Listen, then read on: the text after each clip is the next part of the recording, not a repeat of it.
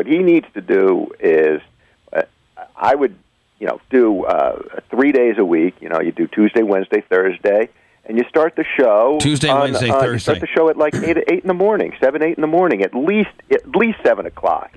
Right. Yeah, well, that's only an hour, though. I think. And an hour is an eternity, though. When you I know. How many people are? I mean, obviously you guys do mornings, and and the show replays all day. I mean, if you start at 7 a.m. and you know how precious 5 minutes is at that hour, even getting 5 minutes extra sleep. I mean, if you started the show at 7, it would be, what's the big difference?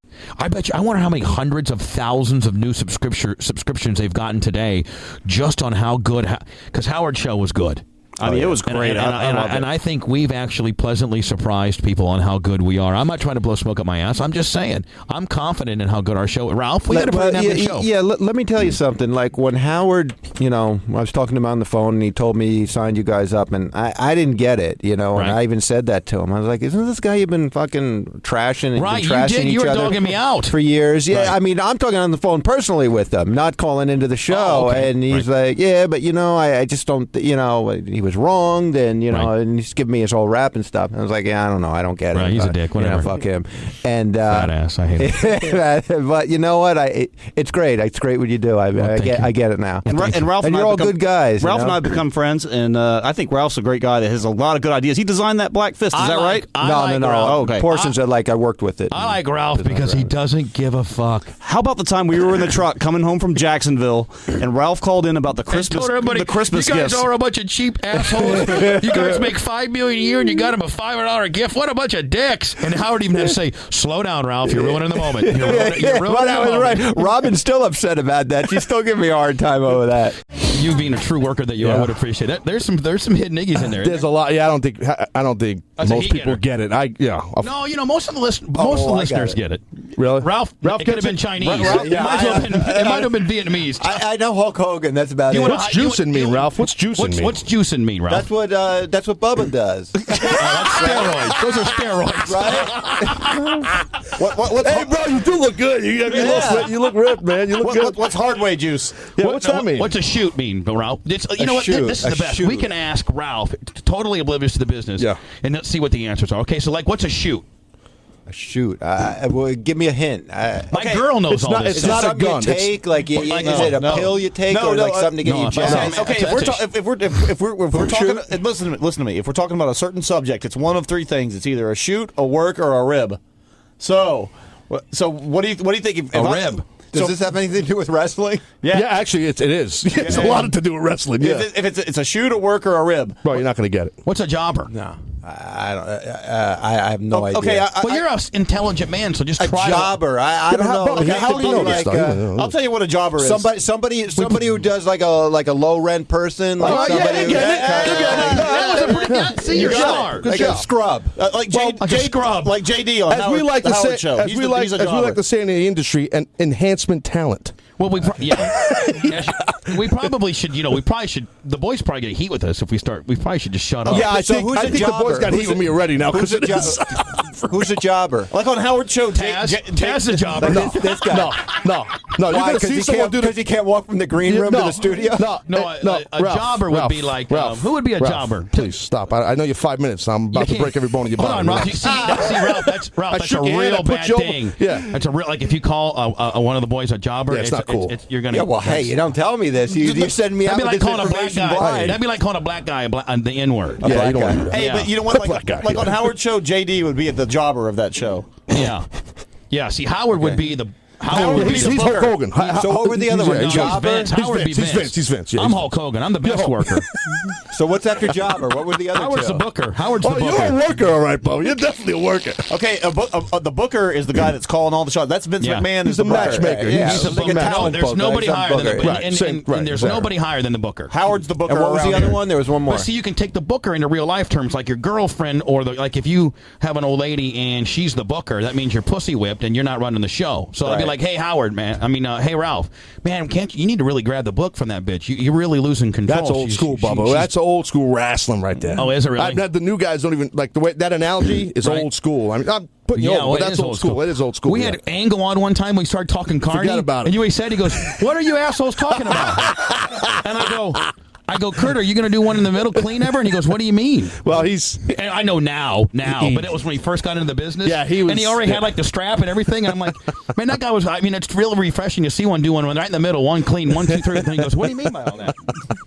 The strap's the belt, right? Well, yeah. Okay, I'm taking notes. Shit. Now, what's the third one? There's a jobber, a booger, and not a booger. Not a booger. Okay. A jobber, a booker. A shoot? You mean a shoot? No, shoot, and a worker. And a worker. You got to explain what a worker is. Well, see, a worker is. Wait, let me guess. Is a worker a guy who always takes a dive? No. That's the jobber. Everybody's a worker, and whether you're a good worker or you're a bad worker, either you're a hell of a hand or you're not. A hand is a good wrestler. Yeah, so like a wrestler. Taz is a hell of a hand. Yeah.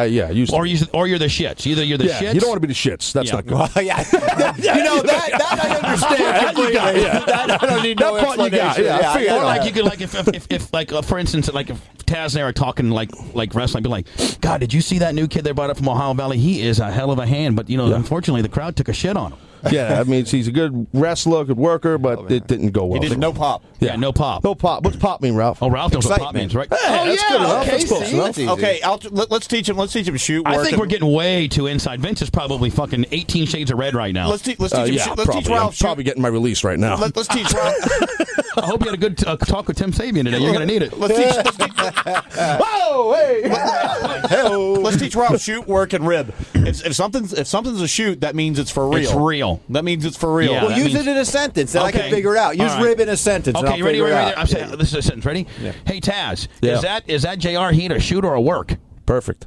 Now, see, and Taz would answer, that's a shoot. Right. So that means it's real heat. I'm being non-committal. Okay, and What about rib? What about rib? I was working on rib. Like you're ribbing a guy. I'll give you a rib. Okay, you know when Robin admitted to doing the fruit and vegetables and the meat and her deal? Right. Now everybody's ribbing her about it. Yeah, they're teasing her. Resin, ribbing, joking, resin.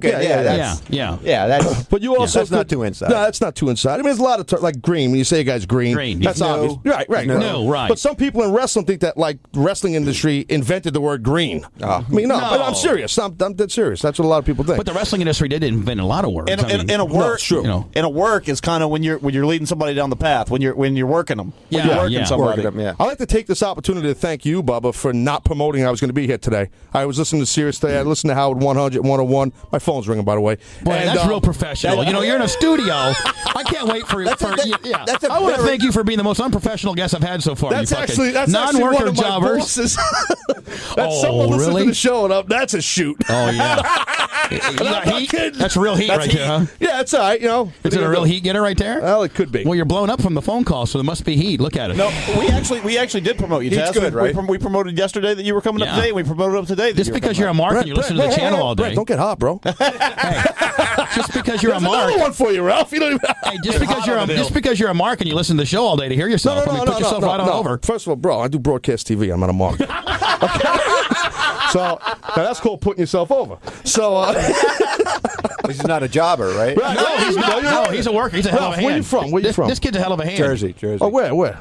Around part of He's kayfabing you now. He's kayfabing. Like 5 different. I've lived here my whole life. Bro, all right, good. You're kayfabing. You're kayfabing right now. I'm just trying to warm up to you a little bit. No. I wasn't getting away. You got the whole cool thing going on. I got it. All right, relax. Fuck.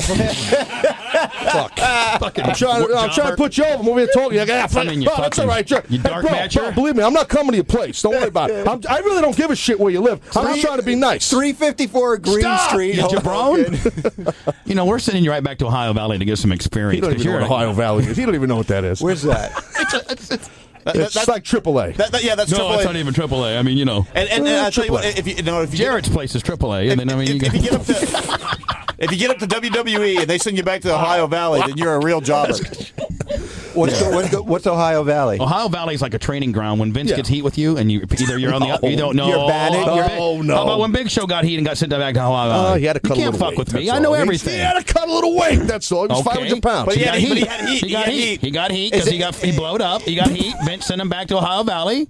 He was set the ring up by 4 o'clock and doing jobs at 7. Please, Paul knows it. All right, I'm tapping out. Is that Paul's got a guaranteed $10 million deal. He ain't going nowhere. He just had to go cut some weight. Is the Valley like the Russian front on Hogan's Heroes when they said they were going to send him the Russian front? No, Ohio Valley. It's so inside. It's not even funny. I shouldn't even be talking about Ohio Valley. It's like sending somebody back to AAA in baseball. Yeah. But if you're going to AAA in wrestling, you're going to go do Jared's deal. And if you're going to go to Ohio Valley, that's like AA.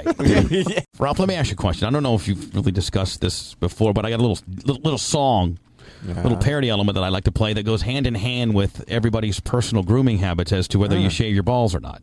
Okay. And you got a lot of hair on your head, right? A lot, right? And you know a lot about hair and what have not, and style and stuff like that. What's the feng shui Manhattan thing to do with personal, like your ball? Like, Howard wanted me to, like, in demand shave my asshole. Well, and I got out of it, by the way. Well, yeah, I mean, you came in and said, "Hey, I'm shaving my ass," and I think you said you're shaving your balls. I think I jumped in and go, "Make Bubba do it on TV." That's right. I was sitting beside you, like, make Bubba this little Tyrannosaurus Rex arm. Show us how he shaves. Yeah, I'll do it.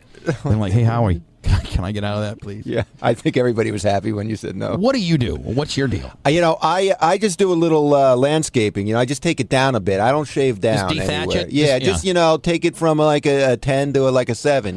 Oh, so you're still at a 7? I put it on a number 3. I get that little clipper, and like bzzz, and like just like that's buzz still it down a lot. little That's bit. still too much, I think. What do you mean too much to take down? No, I think it's too much to have. I think you need to be down to 0 or maybe 1. No, because then it grows in. It's all stubbly. No, and then if a it's chick the brushes biggest against you, she feels it like all stubbly. All you do, Ralph, is you just, as needed, just a little touch-up maintenance. You know what I'm saying? You shave. Where do you shave? You shave completely everywhere, all the time. So you're just shaving down. So under his arms, under your arms. I got a little bit of growth. That's I just take it down a little bit there. I just. How about like your chest? No, I don't have any hair on my chest, really. Hair doesn't grow. How about your balls? Like, honest to God, your balls. Yeah, it's usually around the summertime. I'll take that down a little bit too. How about your pubes? Your pubic, the take mound. it all down a little bit. Well, you went from having a 7 down to now you're down. Now you're all down. So which one are you? What do you all mean? over the road. No, when I say 7, I'm like, if you have a lot of hair, just take it down a little bit. So in your pubes, you still got hair. Oh yeah. I could. You're not Bald Eagle Jones. I couldn't shave my balls. I don't know how you do that. How do you move it around to even, get it tight enough to? Well, my balls aren't that big, but you just take a razor, a real. First of all, if you know anything about your nick your balls, man. Well, I've nicked a few times. Man up, you just got a little bit of deal. It's like like when you nick your face when you shave it. I mean, do you make a big deal about it and turn into a drama queen, or you just move on? Yeah, but my legs not my head's not between my legs, scraping against it. But here's all the day. deal: if you know anything about your balls, right? The texture on the meat of your balls are a whole different than the meat of your face. See, do you like girls playing with your balls and touching them? I love it. I hate it. That's my favorite. I don't want them touch. My favorite. I don't want them going anywhere near them. I feel uncomfortable. My stepfather's in the studio tonight with me, and I feel uncomfortable about my ball tugging techniques around him necessarily. You're the one who brought it up. Right. We can't be uncomfortable. I mean, that's an interesting thing because I can finish like that as soon as a girl starts touching the boys while I'm screwing. Yeah, as a matter of fact, God, I'm so glad my stepdad's behind me because I could not look him in the face and have this conversation. But that's what makes my show. We're a bunch of hillbillies. But anyway, that's why I'm surprised that you shave down and do all that stuff because that's kind of gay and like I'm very metro. Like, look at my arms. I'm completely shaved there as well. Yeah, they're very nice. But see, I drive an F-150 pickup truck too and race sprint cars. I'm all over the place, Ralph. Right. I hear you, man. I'm with you. And you'd love my furniture at my house. I'm very feng shui when it comes to like design in my home. But yet, to hear me and to look at me was to think that I would be a big hillbilly. I can't wait to see your place, man. You might not get rid of me. It sounds nice. Like on the water, jet skis. Like when people met me for the first time, they're like, God, I had a suit on for the party. That's right. And Ralph, you even said, Jesus, Bubba. I said, you were like one of the best dressed there, I thought. Definitely. You look sharp. I was all purpled out and had, and so a little pinstripe, you had a little nice little pocket square going. Exactly. Ralph notices that nice kind of little shit. Buttons and stuff. Yeah, aftermarket buttons. You were done up and not too much, And so sharp. And everybody's general consensus when they saw me is like, holy shit, look at you. I'm like, Howard's got me spun into this redneck circle. I think people think I'm going to have overalls and a corncob pipe when they meet me. That's what Brett wore, though, right? No, Brett had a suit on. I had my Donna Karan on. Yeah. Hey, I got to weigh in on the sideburns on Brent. I like him. I think he's hillbilly. He needs them. Okay, but see, now, Brett, we can't get out of this hillbilly mode because your sideburns have got us just fucking spun to the bottom of the barrel. But Howard did, and you can ask him. He did see me in the hallway and goes, "Man, maybe I was wrong about the sideburns." He was just trying to baby face. They work for you. They work for you. They work for you. See, they fill out your face a little bit too. They give you They make your face look fatter. Yeah, they give you a look. No, I look fatter when I don't have them. I swear to you. Yeah, So you think that's like a detraction of one of your chins? Is it? I mean, if they look at your sideburns and not looking at one of your chins, it takes attention away from my bald head because I'm bald, and it makes my face look thinner instead of fatter. Right. That's why I have long hair. I'm just trying to cover up my ugly face. Well, your face is so thin. You need to gain weight, Ralph. You're really? you're thin. You need to gain weight. Really? Yeah, that's why you had that. You have a lot of hair because you're trying to make your face look fatter. No, I'm just trying to hide my face. Completely opposite of me and Brent. We're trying to find every technique to make it look thinner. I even took a picture with my son in the paper and tried to smash my face against his arm to make me look thinner, and it did a pretty damn good job. You know what? It doesn't even. I mean, that was a hell of a technique. Yeah, you really thinned yourself out there. Yeah. Anyway, I don't know why. Oh yeah, I got a song about shaving your balls. And what now? Has Howard mentioned what his personal grooming techniques are? He said he clippers them down. I think he does the same as me sometimes. But I don't know. I don't know what Robin. What kind of bush Robin's kicking? Robin told us on the air. She said she's got a little landing strip down there. Right. I wonder what Fred's hair is all over the place on his head. I bet Fred's got a huge bush. I bet you he's got that big uncircumcised penis and a big bush. I bet you Fred hasn't trimmed since DC 101 days. Fred's never trimmed. Fred's old man. He's not trimming. It's the Bubba Fun Show on Howard 101, and Ralph Cirella in the studio right now. The much-loved but yet much-hated Ralph Cirella. Highly polarized. I think you may be as polarized as anybody we've ever had. Really? Now, of which everybody within Howard's little world, Ross Sapin, Tim Sabian, right. They've all taken the shock. Oh, yeah? You're the only one that's not taking the shock. I just think you need to take a little shock. Nah, that's all right. So that you can... Hey, listen, you pussy. I know. I don't know. I'm not going to... We're shocking Sal and Richard's balls tomorrow morning. Yeah, Richard doesn't even shower. I mean, he's disgusting. Here's the deal. It's self-administered shock, Ralph. You can keep it on as long... Or you can go... Watch. You can go... And just... That's it. You hold it. Unlike all the other guests, like Pharrell and stuff... We taped it to his arm. We taped it to their arm. You can hold it all yourself, and you can let it go. And what are you going to do tomorrow? Are you going to, put it down their pants or tape it? No, we're taping it to their balls. We're going like this. See this? We're taping it to their balls. Not through their, but literally on the skin of their literally balls. To their balls. And Richard shaves, so it should go right. It should make a nice connection, right? We have duct tape. So the bottom line is... Dude, that's going to be sick. Before I get Tucker Carlson on the phone, I just want you to grab this, put it on your forearm. Turn the lights up a little bit, oh, here we go. And just put it on your arm. Let me put it on Brent's arm. I do it all the time. They shock my ass. I don't trust you guys. I had Penthouse girls shock my ass yesterday. This is the controller. Present. Pizzit on his on Wiz A Diz on for years you. They fucked you with that camera. I promise you, Brent. You're going to get a picture of me crying. Brent, I promise you. Ralph's going to do it. No. What do you wait, what is that thing? You got that controller. This is the controller. And what are the numbers on it? It's the intensity of it. Yeah, all right, so let me see that. Zampy, I love my little Zampy. Well, you're going to put it on like a 50. No, I got it on 1. Look at number 1. See, I got it on number 1. Let me see. I don't see. It's on number... I don't know. It's number 1. That's 10. Ralph. You forgot the 0. Ralph. Why are you so angry? Why do you want to shock the shit out of me? You're acting real cunty right now. You're acting real cunty. Let me put it on you. You're acting very McGillicunty, okay? Now put it on your fucking arm. Sapin did it. Turn it on. No, put it on, and I'll. I'm just gonna. You turn it on. I'm just gonna touch it. Okay, I'll tell you when it's on, then you touch. Okay, Is ready? it on? Hold on. Okay. What the fuck? I'm not doing this. Yes, you are. You fucking fag. Can I win a prize? Ready? Do what you say. That doesn't hurt. Oh, you're such. Don't listen to me. I'm gonna give you a 3, 2, 1. 3. All right, it's on. The other way. Oh, the other way. 3. I'm gonna do the photo op. We want to do the photo op for the website. I'm gonna do a 3, 2, 1, and then you snap. Ready? 3, 2, 1. You fucking homo. I don't want to do Would this. you do that? Why am I a homo? I don't know what this thing is. Well, you're a homo because you are. Let me see that thing. Why are you bagging on me? I'm your biggest supporter. Hold on, here you are. Everybody else hated you. Either you do it. You know how many balls that thing's been on? Guys' balls. Yeah. You know what? You're right. I'm not touching that thing. Manson, you cock. Manson, you make a very good point. Manson, you motherfucker. I'm just touching the thing. Hold on. That's okay. It's fine. Let me have the controller. It's on 8, motherfucker. Let me have the controller. You fuck. You guys are not helping me out at all here. Let me have this controller. Let me have this. Don't say you guys. Manson was the one. You were ready to shock him. Manson was the one that did it, not me. I don't care about that. Well, you think I'm worried about the? Yeah, you've had balls everywhere. Yeah. Here we go now. So now it's completely disinfected. You think I care about the disinfectant or the fucking 900 volts going through my body? Okay. Now it's completely beautiful, disinfected. Now listen, you're holding my show up, okay? Just take it. Come on, I gotta get Tucker on the phone. Fucking Ross did Put it on 5. Ross did it. Don't shit me. Put it on 5. I'm not gonna shit you. Put it on 5. Ready? Let me see. You gotta crank it up. It's on 8. Ready? All right, just do it. Ready? Yeah. 3, 2, 1. Ready? Go.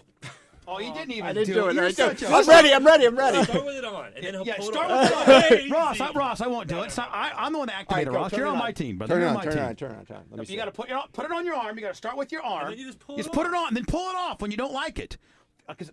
Put it on your arm. You can't just have it on. Let me have this. No, you got to go like this. I want you to go like this. Hello.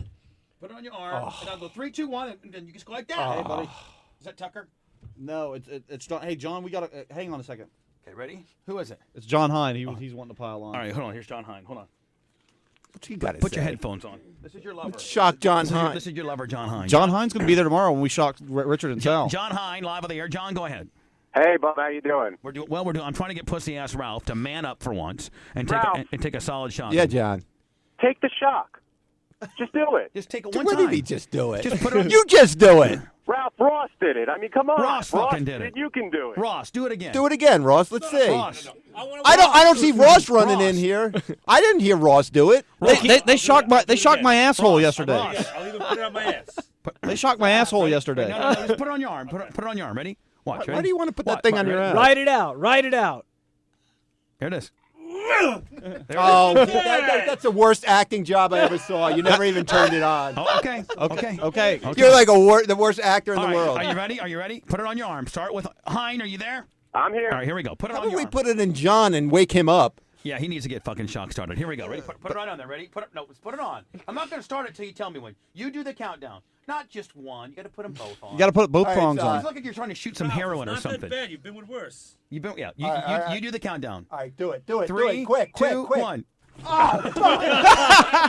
It wasn't that bad. What was it on? Seriously. That was everything. That was everything we had. That was 8? Yeah. It's worse before you think. Try it again. No, I'm that's gonna- right. I felt it. I mean, can you imagine that being on your bag? I can't. Hey, don't let Richard and I got Sal. a big red mark on my arm now. Hey, don't let Richard and Sal in on the Iggy because they've already agreed to do it. We're going to shock their balls tomorrow. Dude. Yeah. What? Dude, no, you're not. Yes. You can't do that. Somebody can't take that on their balls. Bullshit. Yes, they I've can. had a We do guy it all take- the time. I've had a guy do it. Hey, I've had a guy do it for 7 seconds straight. Dude, I can nonstop. feel my arm feels like it just fell off. Yeah, well, you don't understand how good a shit. Hey, if I was you, I wouldn't miss that Howard show tomorrow. I'd actually try to be in there for that one. Dude. Hey, Ralph. Yeah. You finally got something done. Nice job, man. Hey, fuck you. All right, hey, Hine, we'll see you later. Love you guys. See you, John. Later, Captain Dull. So get Tucker on the So, phone. yeah, get Tucker on the phone. So give us how was it? I mean, it's pretty biting. It bites, doesn't it? I mean, it gets you a little bit, doesn't it? Yeah, I mean, they What? do this to dogs. Yeah, I wouldn't do That's it. not right. I know. I mean, go ahead and touch it one time. I wouldn't don't do it to think a it's dog, on. I tell you I don't think that. it's on. Touch it once. Touch it once. What do you mean? I don't think it's on. I don't see if it's working or not. Oh yeah, all right. Let me see. Here, Brent, come here. Let me see what's on.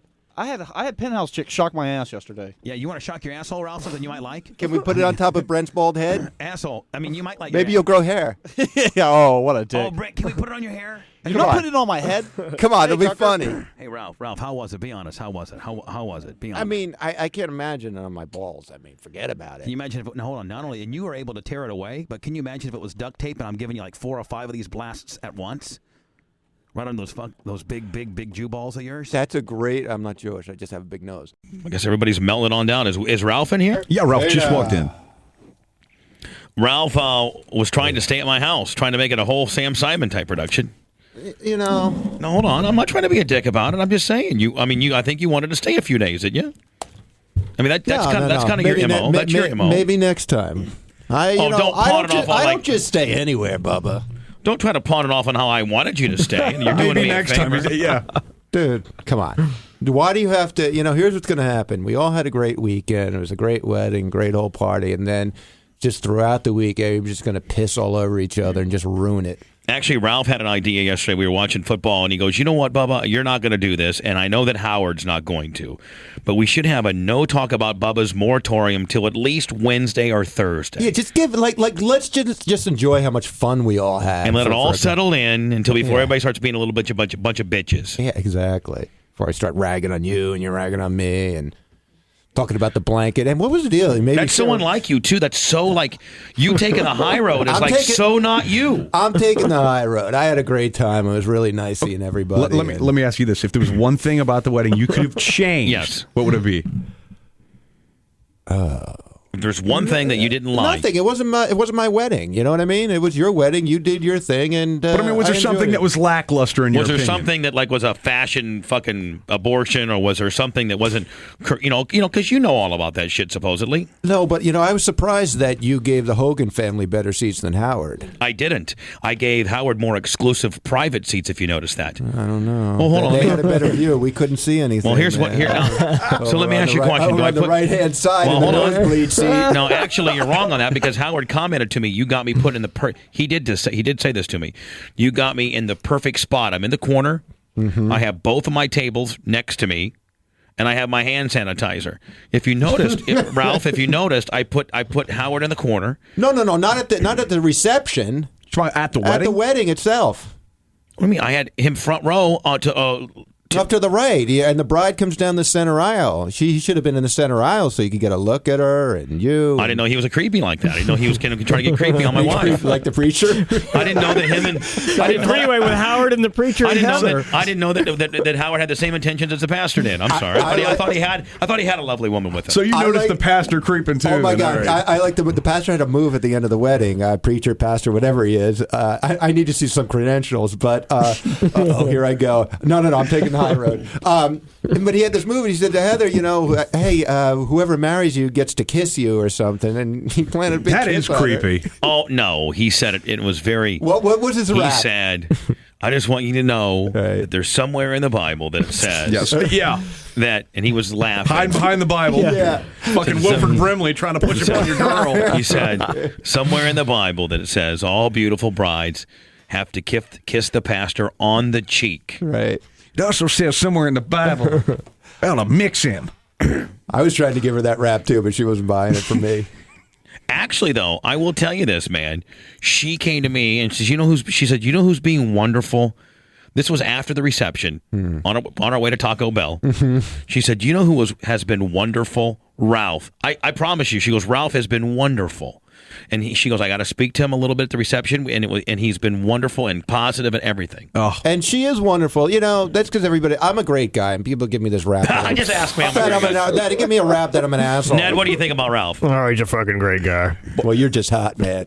I mean, he did. Ooh, he did do something that kind of made me angry, and he's always been cool to me. Ralph Cirella did? Yeah, and I don't even know if he realizes he does it or not. It's like, it's bad. Those people are bad. They bring out the worst in me. Yeah, what happened? The whole transportation thing where look. All I know was Howard's car. They had told the driver to pull it around the side so he could get out privately. So all I was told was, hey, his car's waiting out there. Go to the right. And I'm in the ceremony, so immediately after the ceremony, I take Howard and his entire crew, get them off to the right side so they can get out there. And the car wasn't there. Okay? Well, that's not my fault. That's the driver's fault and the guy that was supposed to tell him, who I guess he told him 3 times. And Ralph goes, oh, you really fucked up on this one, Spice. Way to be, yeah. Well, and I'm steamed as is. I'm on the phone. And a nervous wreck. Right. I'm trying to get everything handled, and I got Ralph going, oh, man, Howard's not going to be happy with this one. No, Howard said something, then I just started piling on and instigating. You're the worst. And then I go, and then right then I said, now I get it. Now I know why people say this stuff about Ralph. So, Ralph, let's go. Now you hate me? No,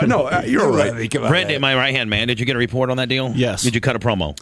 Yes, as much as I could because Jim Martin was standing there. What did you say? I said, "What is the problem? The site's been down today," and then he's just like, "There's too many people on the site." And I said, "Well, what's the problem? Is it a bandwidth problem? No, it's a memory problem now. Obviously, memory problem. And that's what they tell me. That's what John Bugatas told you. Yes, and he said, I said, well, then how do we fix it? Right, and he said, we either switch to a server with a better memory, or we beef up the memory on what we have. Right. How about when he told me that there's no way you can crash his fucking site, no matter if the entire population of the world got on here at once, you could no way fucking crash this site. Fucking idiots. The whole web thing's a fucking scam. It's like the Amway. They have a list of things that, let's improve the memory this time around. In about 20 years, they'll perfect it. It's still, these things still don't work right.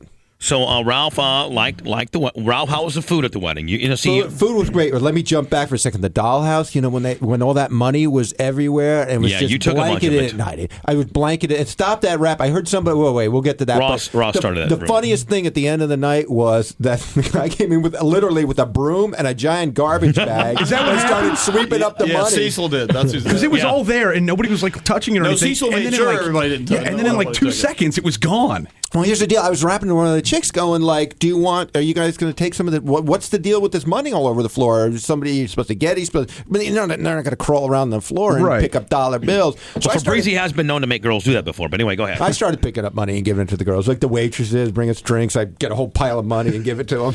Yeah, the waitresses got in trouble for that too. Did you know that, Brent? No. Did they? I was talking to Tony, and she said that they had to give they went through all their tips and made them give back every one. Oh, no way. Because people were using that money to tip the waitresses. Ralph fucked the waitresses. No, it wasn't only Ralph. I saw other people do the Oh same no, it thing. wasn't just Ralph. Ralph was just he was following along. one of 20 that did it. I mean, Well, listen, we were saying a lot of people were saying the waitresses deserve some of this money too. Sure. Well, that's what they were saying. Yeah.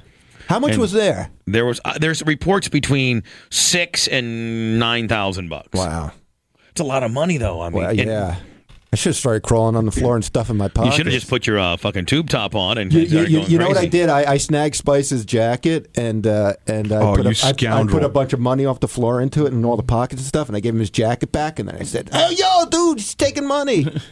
Meanwhile, let's if you want to go. know Go ahead. No, go ahead. Until the conclusion of that one. Let me tell how that one ended, Ralph. I don't remember how that one ended. Oh, I ended up taking Ralph back to the hotel later on that night because he wanted to stick around and party a little bit, so we partied. Jealous, Ned? And then, so I've got my jacket on or whatever, and there's this money in my pockets. We'd already left. It's like, what the fuck? So I go, Ralph, I mean, who takes the money, you or me? And he goes, well, I don't know. I said, I'll tell you what. You guess how much money's there, and I'll guess, and the person that comes closest wins to take the money. Ralph's all about a contest at all times. Ralph was on the money to the dollar, and he took the money. 23. Brent, did you see the bricks of... I don't want to use brick of kilo. I'm just trying to be a smartass. But did you see the bricks of money that they were given Fabrizi? Yes. They were bricks. Oh, yeah. I saw Fabrizi's whole antics. Oh, it was crazy. You've never seen like that before, have you, Ralph? Well, I don't understand. Who was the club gave him the money, or no, he bought the money. He took his traded it in for once, taking $100 bills, $6,000, $8,000, $9,000 with $100 bills, giving them to the club. Say, give me ones, and I only want 6 or 7 girls in this room. I'm going to throw it up in the air, for entertainment purposes, for what it represents, and how much of a bunch of scoundrels we are. And then the girls at the end of the night split it evenly. See, I didn't know what to do in that situation. Are you supposed to get We dances? actually shocked you guys. Yeah, you're supposed to get dances. But I didn't, to me, that could have been like, I thought it was like maybe $500 on the floor. I never saw a bunch of ones. I don't know. You know what I mean? I didn't know the move, and then it was weird because there was a ring, and everybody's watching you, and I don't know. Okay, now let's move to the church part of the ceremony. We're gonna just like do a 3-part series. One was Friday night, Dollhouse. We've gone through that. Now the church part. You asking me? Yes, yeah. The church was beautiful. You're the critic. Okay, beautiful church. It looked like a club on the outside. You don't think Howard liked his seat on the? He didn't like being front row there. And no, I didn't say. I didn't say that. I was just. You did. He didn't say anything about it. I thought you said it. That was my observation. Okay, your observation. That the Hogan family had a better seat in the church. Okay. Well, actually, when Howard came in, he asked to be put where he was. Was place? We ushered him down. I said, "Well, we've got this section here, or I can put you over there, where you can have your entire crew." I'm sure he was happy. Here, and he goes, "Yeah, that's fine." Rob trying to be a cocksucker again, no pun intended. Now, and then finally we go to the reception portion. Let's talk about the band. How was the band? The band got better as the evening went along. Right. As we got drunker, the band got better? No, when we came back from the game, it was they were on. It was good. Oh, you were part of the guys that left as well. That was a problem. That's a problem. What do you think about one of my groomsmen, leaving my reception to go across the street with you guys? I don't know, because somebody made the point, if it was a Packers game, you probably would have postponed the wedding. I probably would not have. But it's just a football game, so if it I only get married once in my life. Yeah. And Brent's second to be there for you. Technically. Go ahead, Ralph. And Brent's supposed to be there for you, but I'm not going to badmouth Brent, say he did the wrong thing. But there were a lot of people over there, It just seemed like the thing to do. Hey, we'll run over it. Because I went at the end of the fourth quarter. I mean, I was there for 20 minutes. I actually went over to get some Jaeger. That's the only reason I went. They didn't have a Jaeger at my party? No, they didn't have a Jaeger. In fact, every time you asked the bartender for a shot, he didn't know anything to make, and he goes, "Well, I can make a Sicilian kiss," and be like, "Well, what does that taste like?" He's like, "Oh, it's very, very similar." But you could ask for anything from a Jaeger bomb to a buttery nipple, and he'd give you the same response. A Sicilian kiss, and it all tastes similar. All right, the food, Ralph, food. Food is awesome, man. I mean, that's some of the best food you've ever had at a wedding. That's perfect food for me, because you just grab what you want. Right. Ton of seafood, oysters. Did you see the Howard fisted ice sculpture? Yes, that was cute. You saw The that? shrimp. I didn't even get dessert though. Dessert looked amazing. It did. I missed that whole It thing. did. And now you're one of the you are, besides Ross and Tim, the only person from the Stern Show ever to see my house. So now let's talk about you actually came over and watched the ball game with me last night. We'll get into that now because you're all about fashion and design and you know about decorating. So let's go through that now. Hey, wait a second. Get back to the wedding. Who was that chick in the red dress? She was definitely the hottest. Yeah, I know which one you're talking about. The one with the hip. She was with She had a hip bone sticking out. She's with Chad Beverly. How about Yana? Yana, one of the bridesmaids wasn't too bad either. The one that walked with me. Yana? The Crushing Russian? Yeah, there were some hot chicks running around there. And finally, you got about 6 minutes to talk about my house, Ralph. The Bubba house was lovely. All right. Beautiful. I don't know if I'm going to stay there, but we'll see. It's not quite worthy enough to. Yeah, it's not right on the water. I mean, right. It's on the swamp on the other side. I'm one street over. You have to walk about 75 feet to get to my dock. So, yes, you're right. I'm on the water. I'm walking across the street. I mean, I'll stay at whose house is across the street? Fabrizi. There you go. Fabrizi would kill you, my friend. Did you enjoy the fine art on the wall, the Brett Favre picture? Yeah, no, I thought it was all tastefully done. I thought he was going to have like shot glasses. Window treatments? What about the window treatment? Clearly, Heather's gone in there and done some revamping. Yeah, she has. How about the movie theater? That was great, man. Now, you did like that. That was nice. You like the sound effects. That was nice. Yeah, beautiful indoor theater. Indoor. Hold on. You think I'm going to have a drive out? You got to drive the car, put a speaker, roll the window up, put the speaker. Like, remember the old time, Brent? You hang the speaker on your door there. And your I don't know. cheeseburger. Yeah. Like right there on your tray. I could barely move today. I don't know. Speaking is not doing too good for me today either. Everybody's wiped out, huh? Yeah, I'm telling you right now, I'm going home and I'm going to bed about 8:30 tonight. I promise you, I'm tired. Yeah. I had a 9:15 meeting with a very, very important person today, and was with him till about noon. Tried to lay down, and so I'm tired. I'm dead ass tired. But anyway, hey, you know what I think? I think overall went well. Brent, we're just it's happy? All good spirited. Was Heather happy? Did you guys have any major problems? Or? No, the only major problem. I feel better about the Robin thing that Howard. Yes, I feel so much better about that. What Robin thing? Well, because I was assuming because I was assuming I didn't get anything from Robin, and I was assuming because I got pretty much the standard template. Artie was just fucking. By the way, your gift, thank you so much.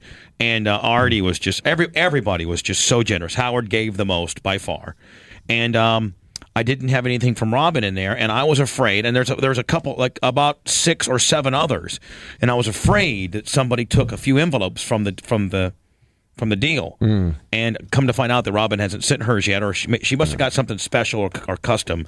But I was really fucking freaked out that somebody had stolen her. Yeah, nobody at your wedding would do that, right? Yeah, none of the guests were. But I mean, how about that? I had two people that crashed and they got trespassed. How funny was that wedding crash? He looked like a complete freak. It's like you want to go unnoticed. And since that happened, that's why I was afraid that there's been some things missing. So actually, things are adding up now where I didn't have that problem. Mm-hmm. So I didn't mean to cry wolf, but I'm glad that Howard gave me that information. And I don't want Robin to think that she has to send me anything. And we just wanted to make sure it didn't get stolen. I just want to make sure it didn't get stolen because I was going to have you stop payment or something. So I don't want to sound like a little bitch where I'm in here bitching. Please don't take it like that, please. But Ralph, thank you for being so non-Ralph like and being nice. You were fucking nice. Hey, it's a nice time. Beautiful weather. How can you not be nice? I'm always nice. It was a beautiful weather. Amazing, right? In actuality, though, man, and if you walked outside of that place we had it was right on the water, and it was beautiful out there too. Yeah. Did you see that at all? Yeah, I was out there. It was nice. Were you out there burning a wheel, burning a clove? What were you burning, kid? Burning I don't know what a wheel is, but I was having a clove or two. With the cops, with the Tampa's finest, you had them all out, man. Do you smoke regular cigarettes or just cloves? Just cloves, usually. Spice, you smoke clove cigarettes? No, I've never smoked a cigarette in my life. Is that a gay thing? No. Okay, I just stop it. You're gonna make me get mean now. Don't poke the bear in the woods. It's an ecstasy thing. Do you like ecstasy, Ralph? I haven't done ecstasy. What do you mean in it's an so ecstasy long. thing? When you It smoke, really when you're on ecstasy, if you smoke a clove or two, it really bumps up your high. How about cocaine? What if you're on didn't know cocaine? What's it do? Everything's better with that. With what? Cocaine. Oh. You and Brent have some common ground today. What, Brent does cocaine? Been for about the last 3 or 4 weekends. Oh. Yeah, he did this weekend. After my party, he did a big bender. Really? Jeez, I wish I knew about that. I was so tired. We going to do some blow now? Hey-oh. Brent, you don't do it through the week, do you? I mean, when we're working, do you? No, Just pot. He just gets high. Oh, yeah. during the He week. loves pot. but not before work or during work. No, I don't think that your Like body it would matter. No, it would matter. It does matter with me. I lose my place in time. But cocaine, cocaine is only allowed 7:30 Friday night till Sunday, Till Saturday night. So Saturday night would be the last that you would mow it up, Willie. Yeah. You know what? I'll just let it go. I'll just let it go. Would that be okay? I mean, is that what you prefer me to do? Just let it go? Yes, please. Okay. As a favor to me. Hey, what was that strip club we were at after the wedding? Oz. That place was kind of cool. It was kind of Yeah. sketchy. Paul, and kind that's of my joint. Actually, one of Ross's good friends owns it. Paul owns it. Oh, yeah? That's why they took such good care of us. Remember when they closed the bar down and they let us stay? But there were like hot Maintain. chicks there who were just there to hang out. Yeah, There were, that's like, how it a lot always of is. street girls. Yeah, That was it's cool. You notice that kind of thing, Ralph? Yeah, just it was asking. more fun. It was a great vibe, man. Ralphie Cakes, man, thank you so much for coming by. And I do Thank you know, for having as me. much as you're trying to downplay it, that you did want to stay at my house last night. No, I want to get back to my mommies and sleep. I wasn't set up there at your place. What's that? Actually, I could have moved right into that theater room. Having fun right there. He wasn't set up. You didn't have his warm milk and cookies out for Ralph him. and I at one time were sitting side by side watching the Discovery Channel someplace in Ireland, and Ralph was giving me where the Hamptons are located in retrospect to where Sirius Manhattan is. And I had my hand out, and that was all New York. Was that when you made me share a blanket with you? I came back. We came back. We had dinner. We come back upstairs, and Bubba takes a blanket. My blanket gives it to his other friend. He goes, "You have to share one with me, Ralph. Get under the covers." I'm like, "Okay, I guess there's no such thing as a free meal." Ralph, why are you trying to me out? Because you wanted me to share a blanket. No, I did not. Yes, we did it. You know what? It was very comfortable. I bet it was. You're not right. Hello, Ralph. You know? So can we just start over? Yeah, I was down in Tampa for the holidays, and I have these great pictures from your wedding, and I was like, I got to put these on CD for Bubba, and I was down there, and I kept hearing the new station you're on. I've listened to that all the time. They play great fucking music. Right. Except you can't say fucking. No. But so every 2 minutes I kept hearing Bubba, Bubba. I was like, oh damn, I got to call Bubba because I feel bad about all that stuff that happened. All right, if you feel bad about it, then I feel bad about it. So can we forget about it? It was one of those things you got out of control. How about on a count of three, we both say we're sorry. Okay, 1, 2, 3. I'm sorry. I'm sorry too. But he made me say it first. Yeah, I did. I'm such an asshole. Oh fuck, he's such an asshole. He's even an asshole at saying he's sorry. Now, I was scared. I was thought you might not say it. I manned up on being sorry, and the motherfucker still bitched out on being sorry. He worked you on the old count to three gag. Yeah. What's that, Brent? What are you No, gonna I've say? got heat with Ralph because he said all of us should be fired today on the wrap-up show. What do you He mean? said that you should get rid of all of us. He said Why? I don't know.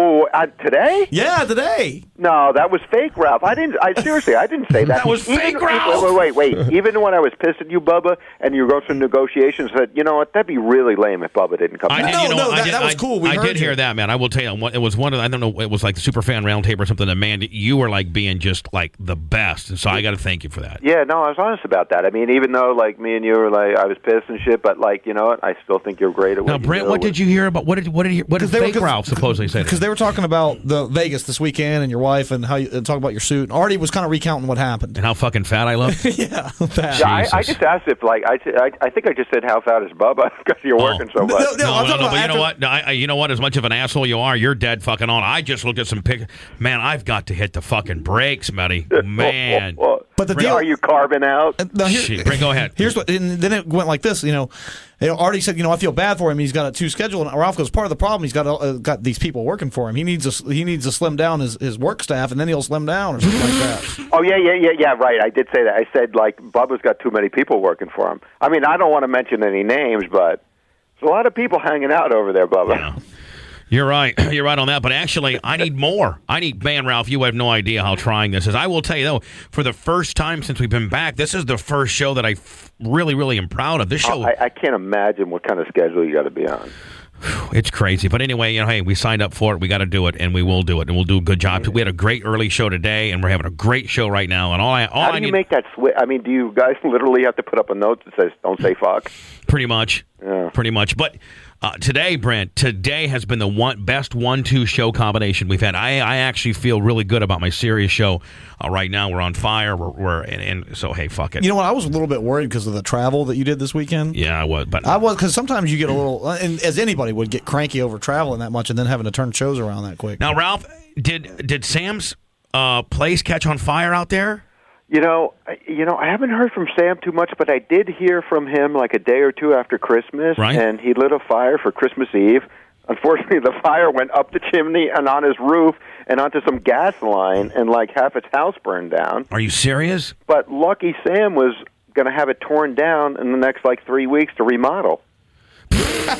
So now you might get an insurance gimmick on the backside. Yeah, if it wasn't for me, he'd be the luckiest guy in the world. It's true. You're the only guy that brings his luck down. Yeah, exactly. You know what Ralph got to do for Thanksgiving? He got to go to fuck a turkey. Hawaii. No, way better than that. He got to go to Hawaii with Sam Simon and have a nice Thanksgiving on the beach out there. And you can say what you want about Ralph, man, but the motherfucker is a mover and a shaker, and he's lucky and he's smart, and I don't know, man. He's a deal cutter. Well, you know, I need to fire my agent and have Ralph go in and negotiate my next deal. Well, Ralph, what would you go to Hawaii, Bubba? Ralph, what would you be doing right now if you weren't working with Howard? Like, honestly, I mean, he doesn't really even thought know. about that? Well, he I was on a path to do special effects, makeup, and that kind of work, film work. And now, what did you say, Ned? I said probably sucking dick for crack. Oh. And Ralph said he'd be doing right at the rest stop with you there, Brent, Bubba, whatever your name is. Did you hear Ivy Supersonic and the revelation she said about the guy, Dean Witter? Dean Witter's from Dean Witter. Wait. I didn't hear what she said about Dean, but I know Dean very well. And wait, hold on one second. Who's more annoying on the phone, Benji or Ivy? Both. I think you were trying to get off with those two so fucking bad. It's got to be Benji because Ivy's kind of hot. So, I'm with you on that, Ralph. I'm not really finding. Yeah, I'm not finding her very hot. But those tattoos, I think that she's starving for. What happened with Dean? Well, she said that like 3 or 4 years ago, she was seeing the Dean, or they were fucking, and he's into something that she's never done before, and she found it real hot, and that is he tied her down or held her down, and then tongue fucks her nostrils. I've never even heard of such a thing. Have you? No. I mean, I'm just trying to figure out what would be hot about that. We were talking about rimming and has she ever been rimmed and would she rim Benji and all this kind of thing. And she goes, no, I'm not into rimming. But Dean Winters, but if you're going to use your tongue, you might as well tongue fuck my nostrils. And then she went in and talked about how Dean did it. And did she get off on it? She said it was the most incredible thing she'd ever been through. Well, she said something about Benji has a great tongue. I think she's into tongue action. She said Benji's into fingering and it can make her puddle. Like she can actually somewhat puddle. Quasi puddle squirt when Benji manipulates her cervix. You know what? That's what's great about women. You know, all you got to do, like Benji, who's like looks like Shrek, can work his finger, and Ivy, who's kind of hot, is into him. Yeah, but she just fucked a Jewish man prior to coming over to his apartment for 2 days. Like what? And her pussy smells like latex, and Benji's putting up with it. And she's like, yeah, my pussy smells like latex. I didn't fuck him without a rubber. Come on, give me a break. Hey, Ivy, that's hot. So what do you got going on, man? You guys got a long... Actually, hey, you know what I'm doing this week? What? Sunday at 4 o'clock, 4:30. What? I'm going to go to Wisconsin. You're going to the Packer game? Oh, you're going to the Packer game? I think so. Go, Pack, go! Which New York Giant needs a stylist for the weekend? Nice. None. I hate the Giants. And the only silver lining to the Cowboys losing is that the Giants are going to go to Green Bay and lose. Hey, you know what though, Ralph? Ralph? I heard you being stiff about Eli Manning, and everybody up there was a little too quick on the trigger. Because I'm going to tell you this right now: Eli Manning had a great game against the Bucs. He did. He had a great game against Dallas. Well, first of all, Eli Manning did one thing against the Bucs. He made some great adjustments to be able to account for the rush and for their pass rush, and that's what single-handedly. They just adjusted for him being a shitty quarterback. No, hang on. I'm telling you this right now: when it's all said and done, when both their careers are done, Eli Manning will have more rings than Peyton. No fucking way. Okay. No. Okay. I'm telling you now. Do you think he's going to go down to the down and steal him somewhere? He's already down 0-1. What's that? Unless Peyton goes on hard times and he's buying him from Peyton, he ain't getting one. But Peyton He's going to was go to the hawk shop. Hang on a second. His dad never got one. Well, his dad was on the fucking Saints when he won. Then again, I'm just saying, his dad never got one. Had he been on a good team, he would have. But be that as it may. I mean, be that as it may, you got to think you got three major quarterbacks and you got one fucking ring between them. Hang on. Eli's new. Peyton's first 4 playoff games, what was his record? Didn't matter, 0-4. Eli's 2-2. Eli looks like a bobblehead. He looks like a little retarded, like 17-year-old. Eli did things at Ole Miss that Peyton couldn't do at Tennessee. Eli is going to do things in the NFL that Peyton I don't want you getting mad at me. I don't want people hating me because I think Eli's a hell of a quarterback. He just happens to be playing my team this weekend, so I'm trying to talk all the shit I can. I could give a fuck how many he wins, how many Peyton wins. I hope Peyton breaks his fucking neck tomorrow and he can't start another game because he's the only guy that can break Favre's streak. No, but I'm you know telling what? you. Like the Packers have way too much momentum, and like in the middle of the winter at Lambeau Field, 10 degrees. No way. It's going to be 7. No way do the Giants. No way do the Giants have a chance at Lambeau Are you Field. going to the game? Are you going to the game, Ralph? Yeah, you want to go? No, fuck. Artie's no. going. Artie is not getting on the plane and going to Green Bay. Because Monday is MLK Day. But I will tell you colored this. guys holiday. I will tell you this though. Brent and I went to a game this year in Lambeau Field, and it is the biggest pain in the ass getting into there. It's such a small little city, no direct flights. You got to fly into Chicago. Yeah. Usually Chicago, Detroit's where you got to fly into, and there's always a delay on one of those two. Bubba, what? If it was easy, everybody would do it. Are you flying privately or commercial? No, I'm going to take my private plane. Unless you're on Howard's private plane or one that he can rent for you, baby, I wouldn't be fucking going. No, my thing. The harder it is to do something, the better it is. You've been at my theater, my friend. Would you not rather be right up in that motherfucker watching it? Yeah, well, you know. I have a point. It's too warm down in Tampa. No, it's like 80 degrees. No, it's going to be cold this weekend. It's going to get on like 50 this weekend. But the theater has air. I was down there around Christmas and went down to like 40, and everybody was like, "Oh my God, we're all going to die." Oh, it gets down to 40 down here. Like cover your plants and watch your pets. And I mean, it's like, honest to God, it's like a big rugged freeze warnings. Yeah, exactly. Yeah, but everybody freaks out. The Giants have no chance at Green Bay this weekend. I'm telling you that right now. You take that fucking back right now, asshole. No. You're fucking fired if you don't take that back. You're fucking fired. You say you're sorry right now. Well, I'm sorry. Leave it at that. Don't ever jinx my fucking boys like that, asshole. But I'm you're gonna jinx them. Shut your fat fucking mouth for a second, please. I know, but what I'm trying to say is you got to give Eli credit for winning in Tampa and winning in Dallas is both. Brent, I'll give him all the credit in the world, and he has also the wherewithal of being able to take one from Green Bay. Don't count those guys out, man. They're not a dome team. They're not the Miami Dolphins. They're the fucking New York Giants, my friends. They play in cold weather. They're going to be training all week in cold weather. Not cold weather like that, though. I don't give a fuck. It's cold up there just like it is in Green Bay. No, but it's not windy. Eli's going to crack. The Seahawks did not like it at all. Now I got Ralph on my, and it's not. Oh, it's never a good thing when Ralph's with you. I'm just telling you. I have my jersey on too. It's never Spice. Would you not agree? It's not. You know what? It's always good. Bubba, this is what happens. We make up, and then you start dissing me. No, but I'm just saying I don't want to be on your karma side on this one. I'd rather be against you at this one. Dude, let me tell you. I last week I went 7-1. Picking with the spread and without the spread, and this week I went 6-2. Now, are you just going with your gut, or are you going? No, actually, you actually doing some studying on this. I'm going to be honest with you. Ralph knows. I mean, as feminine as you may think Ralph may or may not be, the motherfucker does know football and sports in general. Does he not, Brent? He does. He knows football. He knows football. What else has he got to do all day besides sit there and handicap football? Yeah, he knows I absorb everything. I listen to what everybody says. He picks Howard shit out for the week, and then he goes handicaps the rest of the day. Yeah, I mean the Howard shit I can do in like 2 minutes. Yeah, Ralph, Howard, wear this Monday, Tuesday, Wednesday, Thursday. You're on your own for the weekend, and then I'm going to go handicap. Especially in playoff season. Beth, it's in your hands Thursday through Sunday. I'll pick up the ball starting Monday morning. Monday, Tuesday, Wednesday, Thursday's my tab. Beth, it's back on you Thursday afternoon, kid. Well, listen, everybody knows it's just about when to rest and when not to, especially in the NFL. How's Howard's property in the Hamptons coming along? Are they going to make the April date? I cannot confirm or deny. Oh, is that a no-no? Yeah, I don't know, but I assume it's going great. He doesn't know. Oh, okay. I you know, know hey, nothing. hold on. I apologize if I'm asked a question that's out of bounds. I just was so enamored by when he showed me the plans, and I was like, wow, that's. I can't. He showed that. Did you talk about that? Well, when I was in the Hamptons, him and Gary and I went down there. Yeah, those. I saw some of the basement. And I saw the plans. It's a very. It's very nice. It's not overdone though. It's a nice little condo. It's like that. What's that place we stayed at? The Don Cesar. Say it, Brent. It's a nice little condo, ain't it, Brent? Yeah.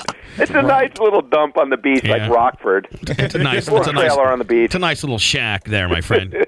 With a bowling alley. Like James Rockford. Yeah. All right, my man. Hey, I hope you're right, buddy, man. The Packers going back to the now. It does concern me that if when New England wins, I don't necessarily know if Packers got anything that can kink up their armor. Yeah, I tell you. Well, here's what I think is will be great. The Packers will beat the Giants. I mean, I'm like 80% sure on the Packers.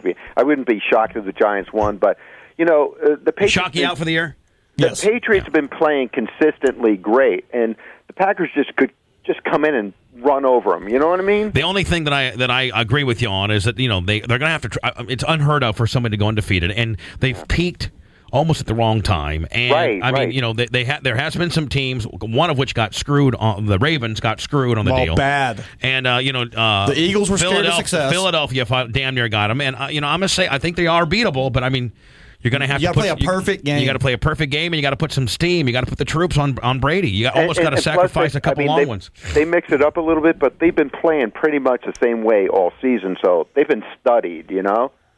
Mm-hmm. And the Packers got a good defense. Yeah, not as good as the Giants, though. So. Yeah. Well, the Giants secondary is weak.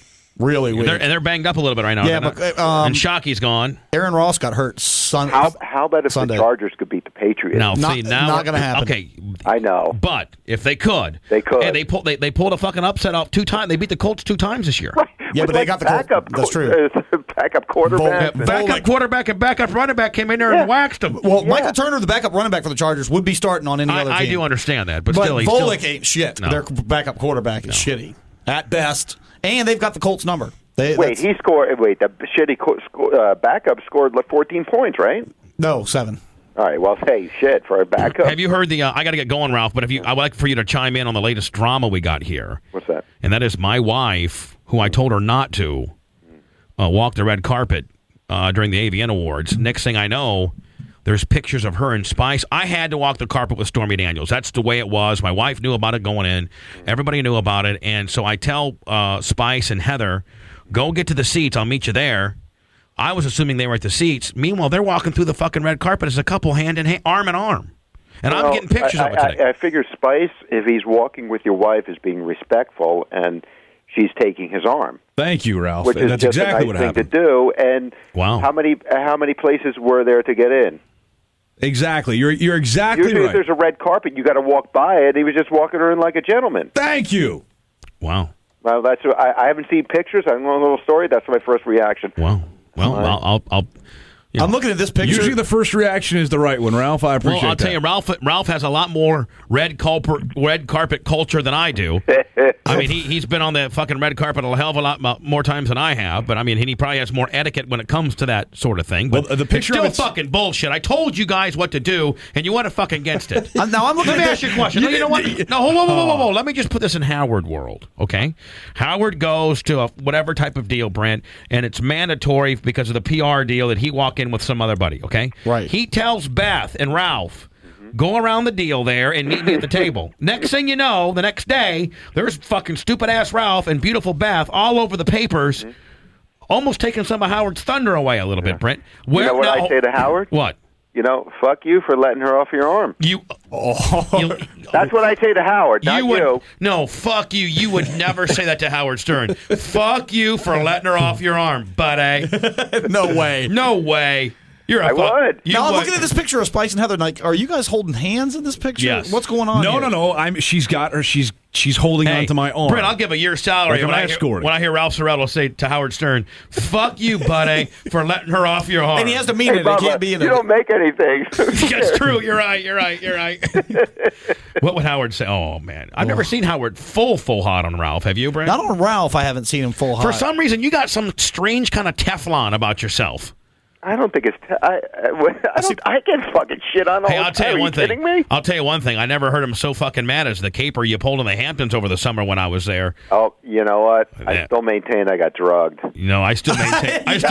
That was Who the drugs most men? fucked You up- know, that was the most fucked up You're night of my right. life. Other men. And You have as bad as it was, Howard could have really, really shit on You me. have because- two egos. You have Ralph and you have Ralphie Cakes. You were Ralphie Cakes there. That's that mean, arrogant, don't give a fuck, unappreciative asshole. Yeah, right. And that was Ralphie Cakes all. It was kind of funny, though, right? He got drugged Yeah, he got by another man. Yeah. That sounds like a Ned story. to be Ralph's honest got with more you. excuses than Ned. Did you black out, Ralph? Seriously? Did you black out? You know what? It was just, it was like a blur. It was so fucked up. I remember like half of it, and then the rest is like a complete blur. Would you at least admit? I ended up at my house on my roof, climbing up the side of a fire escape, breaking into my own apartment. This is a Ned story all day. Ralph, as much as we apologize to each other, we were both wrong. I probably said some things I shouldn't have. You obviously did as well. Would you at least take this opportunity, I don't know, 9, 10, however many months later to say that you may have been a real fucking asshole during that particular, and you're sorry? Yeah, no. I'm sorry.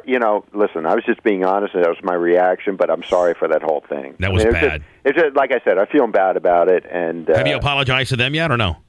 To who? To the show and to Artie and to Ross and to all the people that you wronged that weekend. What am I? I thought you meant me and you. Yeah, there's two different conversations Ross, going yeah, on. Ross, I'm not. I've never. I could run Ross over with a car. I'd never apologize. Well, no. to him. and That Artie, fucking guy. no. Artie gave you the money. Somebody drugged me. It's not my fault. Well, I mean, let's just Somebody drugged him. It's right, a new. Ned? Hey, Ralph, it's a new year. Let's do a new kind of deal with you, and let's just be somewhat Mr. sorrowful. Nice Guy? Well, when you fuck up and you're an asshole and you're Ralphie Cakes, it's not a bad thing to say you're sorry. But, no. But the thing with Artie was like I didn't remember that, and Artie stuffed money in my pocket. I know, but not remember doesn't make it not wrong. I mean, you probably were wrong on that. I mean, even if you What did I even do if wrong? You tell me. You're just a real fucking asshole. Even Just if he real blacks rude. out. Bubba, I thought we were making up. Well, no, I know that, but I'm kind of being the spokesperson of them. I've heard the Yeah, but stories you as know, well. I mean, they're like, you don't know the whole situation, and Well, I know that you'd be bored with it, but. Seriously, it's like something happened. I got really fucked up. and you're whatever real the reason, and you need a day or two to recover from that. You're real unappreciative of Howard, making demands on Howard that weekend, and all kinds of fucking things. What did I demand? Well, I mean, why don't you just do like a real broad, sorry for that weekend kind of deal? Even if you black out, you just have to say you're sorry. Okay. Just a real broad brush painted. Just hey, you know my what? name. This is Ralph Cirella. My Social Security number is, and I'd like to apologize For that weekend. for people misunderstanding what happened. I'm really sorry. I'm really sorry that all you assholes What. can't understand me, but I'm sorry for it. That you I'm assholes. sorry you people don't understand what happened. Yeah, Ralph, God love you, buddy, and you know what? I'm glad that you and I aren't at each other's throats anymore. Give it in a couple weeks. We'll be back to I'm it. sure we will. No, seriously, me too. Bye, Ralph. Bye. Yes, Ralph. I haven't seen the picture, but from what Spice was just saying, if you're short and you wear something long like that, you look like Mayor McCheese. Right. That's what I looked like, too. Yeah. And I look like I got this little dinky head. You want a body, you want something, chest and legs, you don't want like one broad package. Right. If you don't have long legs, you want Now, to do Ralph- something to accentuate your legs and try to make them look long. Ralph, could you go, do you have internet access? Yes. Could you go to btls.com and look at my pictures and then... I will, but after I got one quick question. After you stop laughing and throwing up profusely, Yeah, will you, I'll evaluate and call you back, but I just got one quick question. Like, listen, I know we're friends again and all, but what the fuck is the matter with you? You're like, why is it your weight such an issue? You know how to eat. You know how to work out. How are you fat? Because I'm so fucking busy, Ralph. You put raising 2 kids and their hobbies, and then in conjunction with doing 2 shows, and then the stress of even getting re-signed by Sirius. And I mean, I could sit here and give you all those are the excuses. But do you just do you get like that and just eat like 20 cases of Twinkies? Or? No, I just eat wrong, and I eat late at night, And he walks around the building and he steals people's food. That's a big part of your problem. Well, it just all the things that I'm not supposed to be doing, Ralph. For the last 6 months, I have been, and I've packed on 35 fucking pounds, and I'm fucked in the head over the deal. And what Bubba does too is And you're doing it to yourself. You know better. That's what's fucked up. I know. And Ralph, Bubba will take your food, and like You know, hey, if I've got a package of M&Ms, Bubba will come by and steal 10, but you can't say, hey, Bubba, maybe you shouldn't take those M&Ms. But you should, but you well, can't. You're an But we can't. enabler, Spice. You're just looking for a job. I mean, you should be able to stand up and say, dude, I'm not letting you do this. No, because he gets bent out of shape, Then and I'll he's going hit to do you. it anyways. It Then I'll doesn't smack matter. Then I'll smack you in the head. It doesn't matter who you are in this building. If you've got food, he's going to come by and get some of it. He's like a monster. Yeah, you kind of have to hide your food from him. No, a you little do. bit. You and do. I don't mean that in a dickhead way. But you're right. Yeah. You're right because I just boss hog around here and I just grab shit and then I'll hit you. Are you seeing a shrink or anything? No, but fuck. Yeah, you should. But here's the deal, Ralph. Here's the deal. You feel bad about yourself, and now you're like fucking killing yourself. But take the shrink out of it, okay? I've done it before, Ralph. I've lost. I've done it before, so I know what I need to do. I just need to do it. I don't necessarily need to see a shrink. I just got to get my shit together because. But you just said it. I mean, you know what to do, yet you don't do it. So that means you're 10 times more fucked up than the douchebag who sits there and doesn't know what to do. Yeah. Right? Somewhat. So, yes. so now is this motivating you or making you more depressed? No. I'm yeah, so fucking. You know what? Whenever I'm right, it's more depressing. No.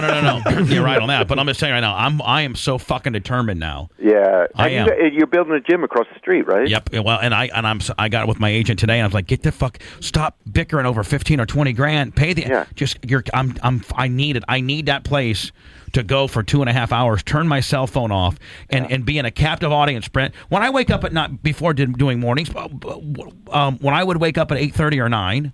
I didn't have a place to be. I didn't have to be here till 1:30, so I'd fiddle fuck around. I have a beautiful gym in my house, but nobody to work out with, and I wasn't in a captive audience where I was in luxury.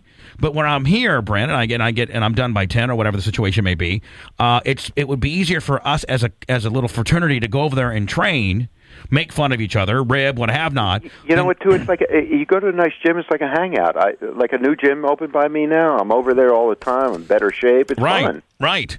But meanwhile, when you have a gym at home, now my gym at home has served. I mean, it's awesome. But you're at home. The phone's ringing. Tyler wants to go jump on the trampoline. Julia wants to go watch fucking Bambi. It just It's not the real deal. It's not like, hey, I'm at the gym. Home is sort of your refuge, your place to get away from all that. Yeah, when I come to work and I know, hey, listen, I can't leave here, so I might as well make the best of it. I'm so into it. I'll get into it, I should say. And I think it'll be really good because even just walking across the street is just getting out of where you are. Right. Getting out of here. Yeah. We have to get, actually, it's about a half a mile away. We're going to get in our cars. We're going to drive there. Okay. We're going to have an unbelievable gym. You wouldn't believe the equipment we got in there. I mean, it's better than anything I've ever seen. You know what? This new gym I joined, they have on the cardio machines, they have fans built in and TVs. I was like, whoa, they have fans built into the machine. Of course, Ralph has the designer gym. See, we don't want fans or air conditioner or nothing, man. Well, we want to sweat. Anyway, Ralph, I would like for you to go to my website and look at my deal. And let me go see that. Take some notes. Take some notes. I'm just guessing because I think you're like whatever you're wearing is too long on your body. You're right. Yeah. Trying to cover up. Take some notes and call me by the end of the show if you could. I'll try it. Bye, Ralph. Spice, who's on the warrant? Ralph. Cirella? Yeah. What does he want? Hey now. What's up, Ralph? Hey, listen. I was listening to you guys replays over the weekend of your show. Was it shitty? No, good stuff. But right. I was very upset. I wanted to call in, but it was a replay. I couldn't, so I had to wait till today. Imagine that. What can you tell me why you guys don't like Hillary Clinton? And what is there to like? Especially after that preacher thing, do you still support Obama? Well, here's my thing. The preacher thing. Come on, Ralph. Now you're going to blame the guy's preacher on him. I mean, that's just a nail in the coffin for him, I think. But go ahead. No, I don't think so. But I mean, you can't. That'd be like blaming Howard for what about somebody that he goes like what his therapist said. You can't. I don't think Howard goes to church. So well, this was a guy he went that sort of programming him. He's gone to for 20 years every once a week, and like he quotes the guy in a book, and he named a book after one of his speeches. I'm sure that the guy has some great stuff, but over 20, I'm sure the guy's over 20 years has contributed some great things to Obama's life, and I'm sure there's been a lot of things that as he gets up there every Sunday and preaches, that there's a lot of things that Obama doesn't agree with as well. But all right, but go back. Forget about this guy for a minute. Like I sort of got the sense that you just think Hillary Clinton's horrible. I think she is. And what? Let me ask you a question, Ralph. What makes you think Hillary Clinton is great for the country? Well, I think she at least has listen. Rather than us have to prove our love for Obama, let's have you prove your love for Hillary. Now, hold on. Let me interrupt you. Don't say she's got experience. Experience doing what? She's been a fucking state senator. I'm sorry. She's a U.S. senator from New York. She's not been abroad. She's got some experience in shafting the public. You got to give her that. Yeah, she's been a senator for a long time. Yeah, but she's not. She's got experience in the White House, and if you don't believe that being side by side with the president has, you don't think anything rubs off on you? You don't think she sort of dictated some policy with him? Hold on. She didn't even have security clearance while she was at the White House. Did you know that? No, I don't. Does that matter? Yeah, well, you're going to say she has experience. Experience doing what? Sucking Bill's dick? No, Monica was doing that. Seriously, I think she cares about the country. Please. Ralph, I believe she's too deep into the system. And she's too far in. She's already bought and paid for. The lobbyists, it's already done. Ralph, one of her number one concerns is not to reform the lobbyists. She thinks the lobbyists in Washington are fine. That in itself is one of the most fucked up things. As a matter of fact, let me just give it to you in something that you might be able to understand. Now, I'm not saying I'm right, Ralph. I think we should have an open conversation here. No, I'm open. I just don't get the Obama thing. I don't know why people support him. Let me tell you how bad the lobbyists are. The number one reason why we're not allowed, why this merger has just been a fucking nightmare is because of the NAB lobbyists. It's a no fucking brainer. It's the this is like the 320-someth day since it's been announced. It's like the longest waiting for approval merger ever. It's bullshit, and it's because of the lobbyists. Yeah, but these, all right, so Obama says he's not going to take campaign contributions from any lobbyists, right? No, he wants to reform lobbyists. But he also says he hasn't taken any contributions from them, right? He says he wants to. That's one of his big talking points. I don't know. You probably know more about that than I do. Okay, I'm just saying he wants to reform. Yeah. He wants to have lobby reform. He wants to make sure that all these special interest lobbyists cannot fucking have the amount of power that they have now. Yeah, that's a good thing. It all sounds good, but I just think you need somebody in there who's got more experience than somebody like him. This country is. Let me ask you another question. on the downward spiral. It's like a plane going down with one engine out. Yeah, here's the thing, Ralph. You want a pilot, not a stewardess. Ralph, and if Obama surrounds himself with other great thinking minds like his, I think it would be very good. You mean like Bush did? Yeah, well, that's the problem. Bush surrounded himself with an evil man like Dick Cheney. Right. And surrounded himself with evil members of his cabinet. I don't want a guy in there who's got to pick better people than him. I want the best guy in there. If you think Hillary Clinton, let Obama get 4 more years. Let him get more experience. Let Hillary have her turn. If you think Hillary cares about this country, you're living in La La Land.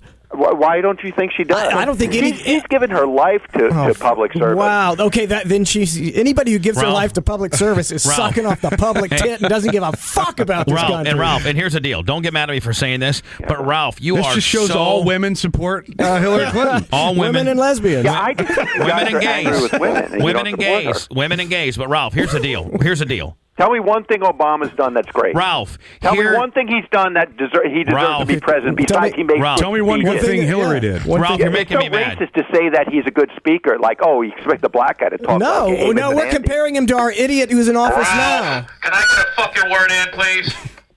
May I please get a word in? Please. Yes. Please. You have the floor. Sorry. You're very upset.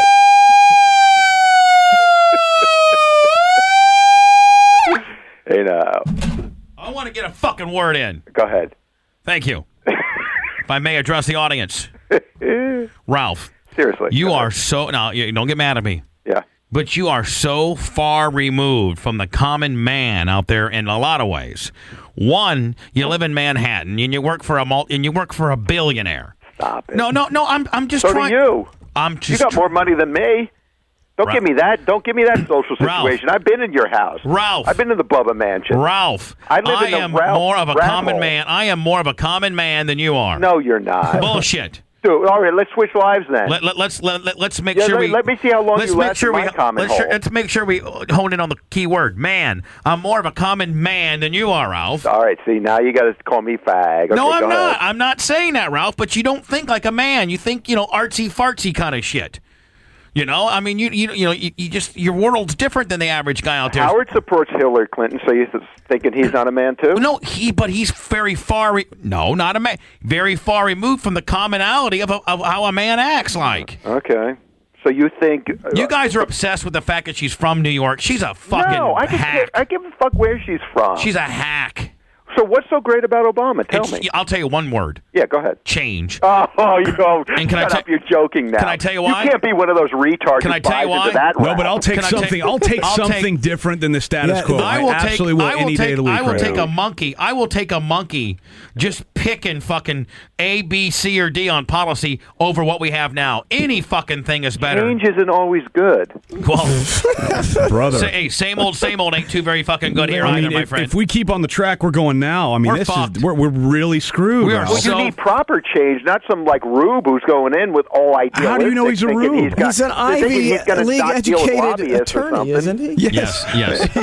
He's done a rube. I mean, the guy's done his public service. He's done his duty. What has he done? Okay, I'll tell you one thing. He's not Hillary Clinton and he's not John McCain. That's all I give a shit about. Okay, that's so lame. So you got like 12 guys in there supporting him, but you can't tell me one thing that he's done that's like he deserves to be president.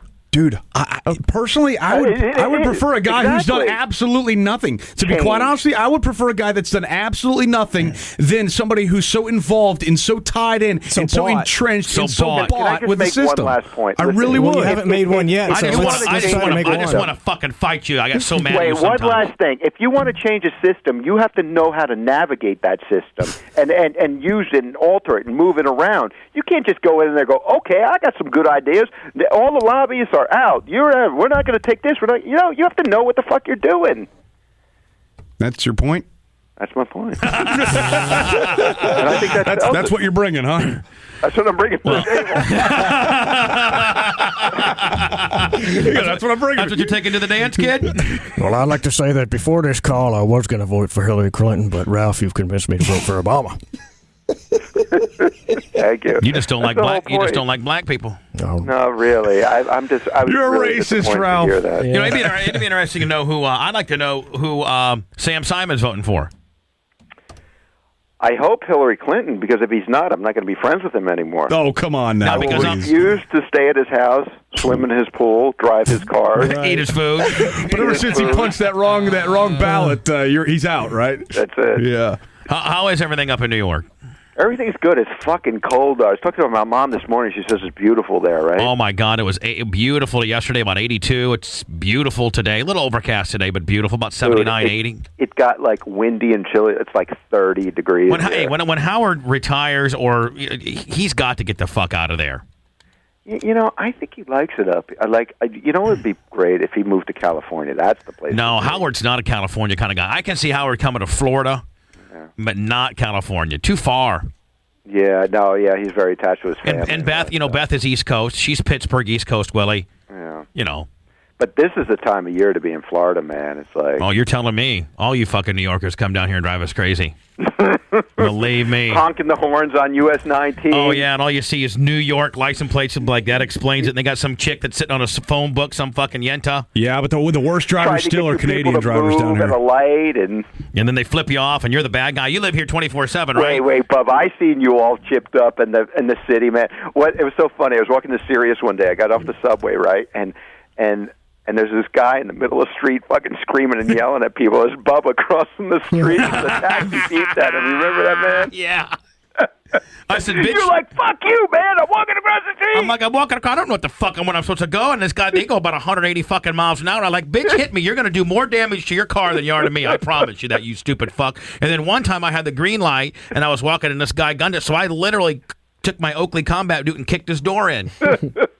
So what are you going to do about it, you fucking Taliban bitch? Get some.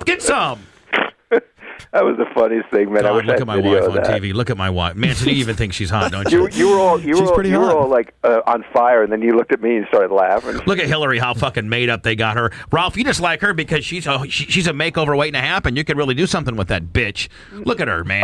Why do you have to see? I think you're just a woman hater.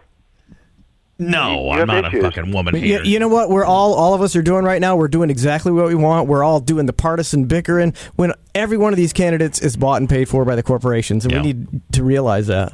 Every one of them. Well, yeah, but somebody's got to run the country. Yeah, fuck that. Another brilliant point from Ralph. Brilliant.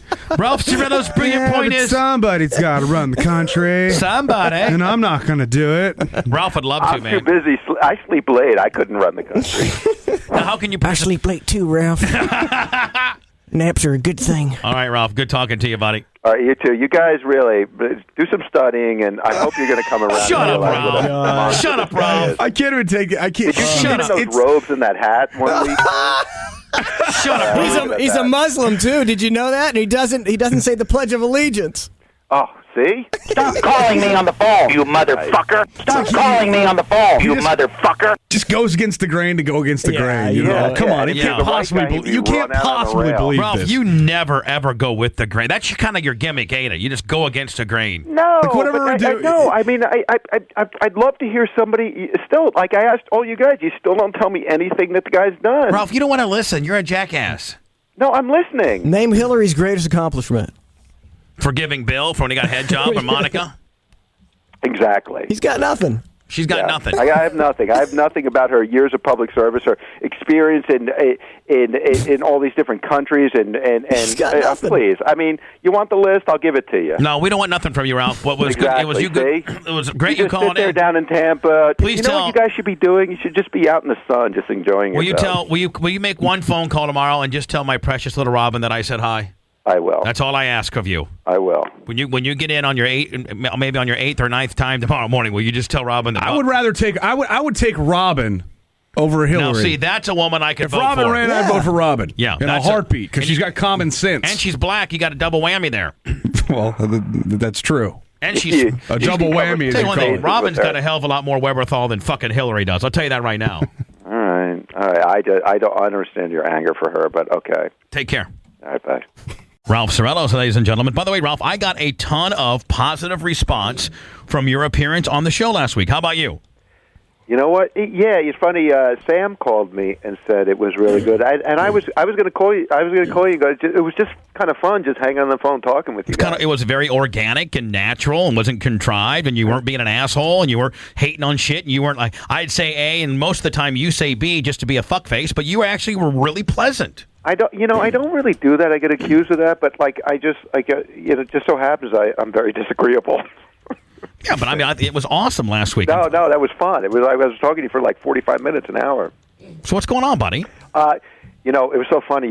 Brett was just doing that Ronnie thing totally, and you called him out on it. Oh, now see, you understand. Fuck you, Now see, Ralph. there you are. Now see, Brett, you can say that. Like, fuck you, Ralph. You berry-faced fucking No, fag. Brent. Wait. No, Brent. Brett, here's how you do Ronnie. Say something insulting to me. I know how it goes, you dickhead. I do- listen to the Howard Stern show too. But you, Oh, I'm yeah, out of you bed know at that how time. it goes. You listen to Howard Stern show too. Yeah, right. But see, Brett, you. And the reason why I See, said- Ralph just did it perfect. Fuck Ralph. See, Ralph. Fuck Ralph. Yeah, he did it perfect. Yeah, Yeah, right. fuck Ralph. Yeah, okay. Yeah, see, that's you come back with like you answer the question. I know how it goes. You're explaining it to me like I'm a fucking idiot. But yeah, like he's a fucking idiot. Yeah, oh yeah, like I'm a fucking idiot. Yeah. In fact, let's all play the Ronnie Munn game. All right. And Ronnie can't stop doing it. He's so dumb. He can't fucking stop doing it. Like, watch, I'm gonna throw an insult. Yeah, Ralph, you fucking homo. Oh yeah. I'm a fucking homo. Right. What's your problem? Like I got a fucking problem. Yeah. Well, what's your fucking problem? Yeah. Like I have a problem. Yeah, I got a problem. Yeah. Yeah. Bubba, you're such a dumbass. Oh yeah, I'm a fucking dumbass. Sure, right. Look at me. I'm a dumbass. Sure, right. Look at me. Yeah, I'm a dumbass. Yeah. You're a fucking yeah, cocksucker. right. I'm a dumbass. Yeah, right. I'm a Fuck dumbass. yeah, sure, right. Go ahead. Yeah, yeah. What's your fucking problem? Yeah, I'm a dumbass. You know what? Two people get caught up doing Ronnie and you can't get out of it. You could do a whole. You get into a rut. You can't get out of Ronnie mode. Oh yeah. I'm in a rut. I'm in a rut. Sure. Well, guess what? Guess what? Yeah, right. I'm in a rut too. Right. Well, fuck you. I'm in a rut with you. Yeah, right. No. Oh yeah. You got me in the rut. Right. Yeah, Oh yeah, I'm sure. in a I rut. got to be the one that put you in the rut. Yeah, right. I did. Right. What's your problem? Oh yeah, I got a problem. Fuck you. Got the problem. Hey, listen. The other reason I was calling. Brent's so mad. Brent's so mad right now. Wait till I see you, Ralph. What are you gonna do? Oh yeah, I'm gonna punch him the fuck out. Hold on. You're gonna punch me. Yeah. Just like the guy did at Scores. Like, just like the guy did at fucking Scores. bitch. Right. Like I'm a the guy bitch. scores. The guy scores. Yeah, I'm a fucking bitch. Yeah. I won't repeat that.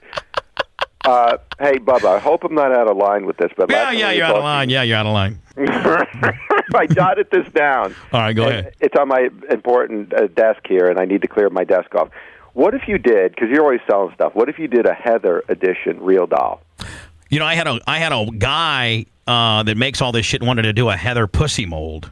No, that's tacky. You need the whole thing. Yeah, we need it tactful. No, yeah, like you know, why stop at the puss? Might as well go to the entire body, right? Whole damn thing. Yeah, I need a tactful. Yeah, tactful. The whole shebang. Yeah, the whole shebang. Yeah, the whole. Yeah, the whole shebang. Yeah, no problem. I don't got a problem with you guys fucking making real life sex dolls of my wife. Yeah, that's not a problem. Yeah, go right ahead. Yeah. Oh yeah, I'm gonna make sex dolls of my wife. Yeah. Yeah, I'm gonna go ahead and do that. Yeah. I don't know, man. I haven't really thought about it. I don't think people. Well, the thing with that is, I mean, those are expensive, aren't they, Ralph? Yeah, they're I mean, like $5,000 or something. I mean, like our listeners can afford that. Yeah. Hey, wait a second. I just got a text from Natalie Maines. Oh, I love her. And she just goes, doing my material again. And I'm right. I'm doing your material. Oh, yeah. I'm doing Ronnie on text. Yeah.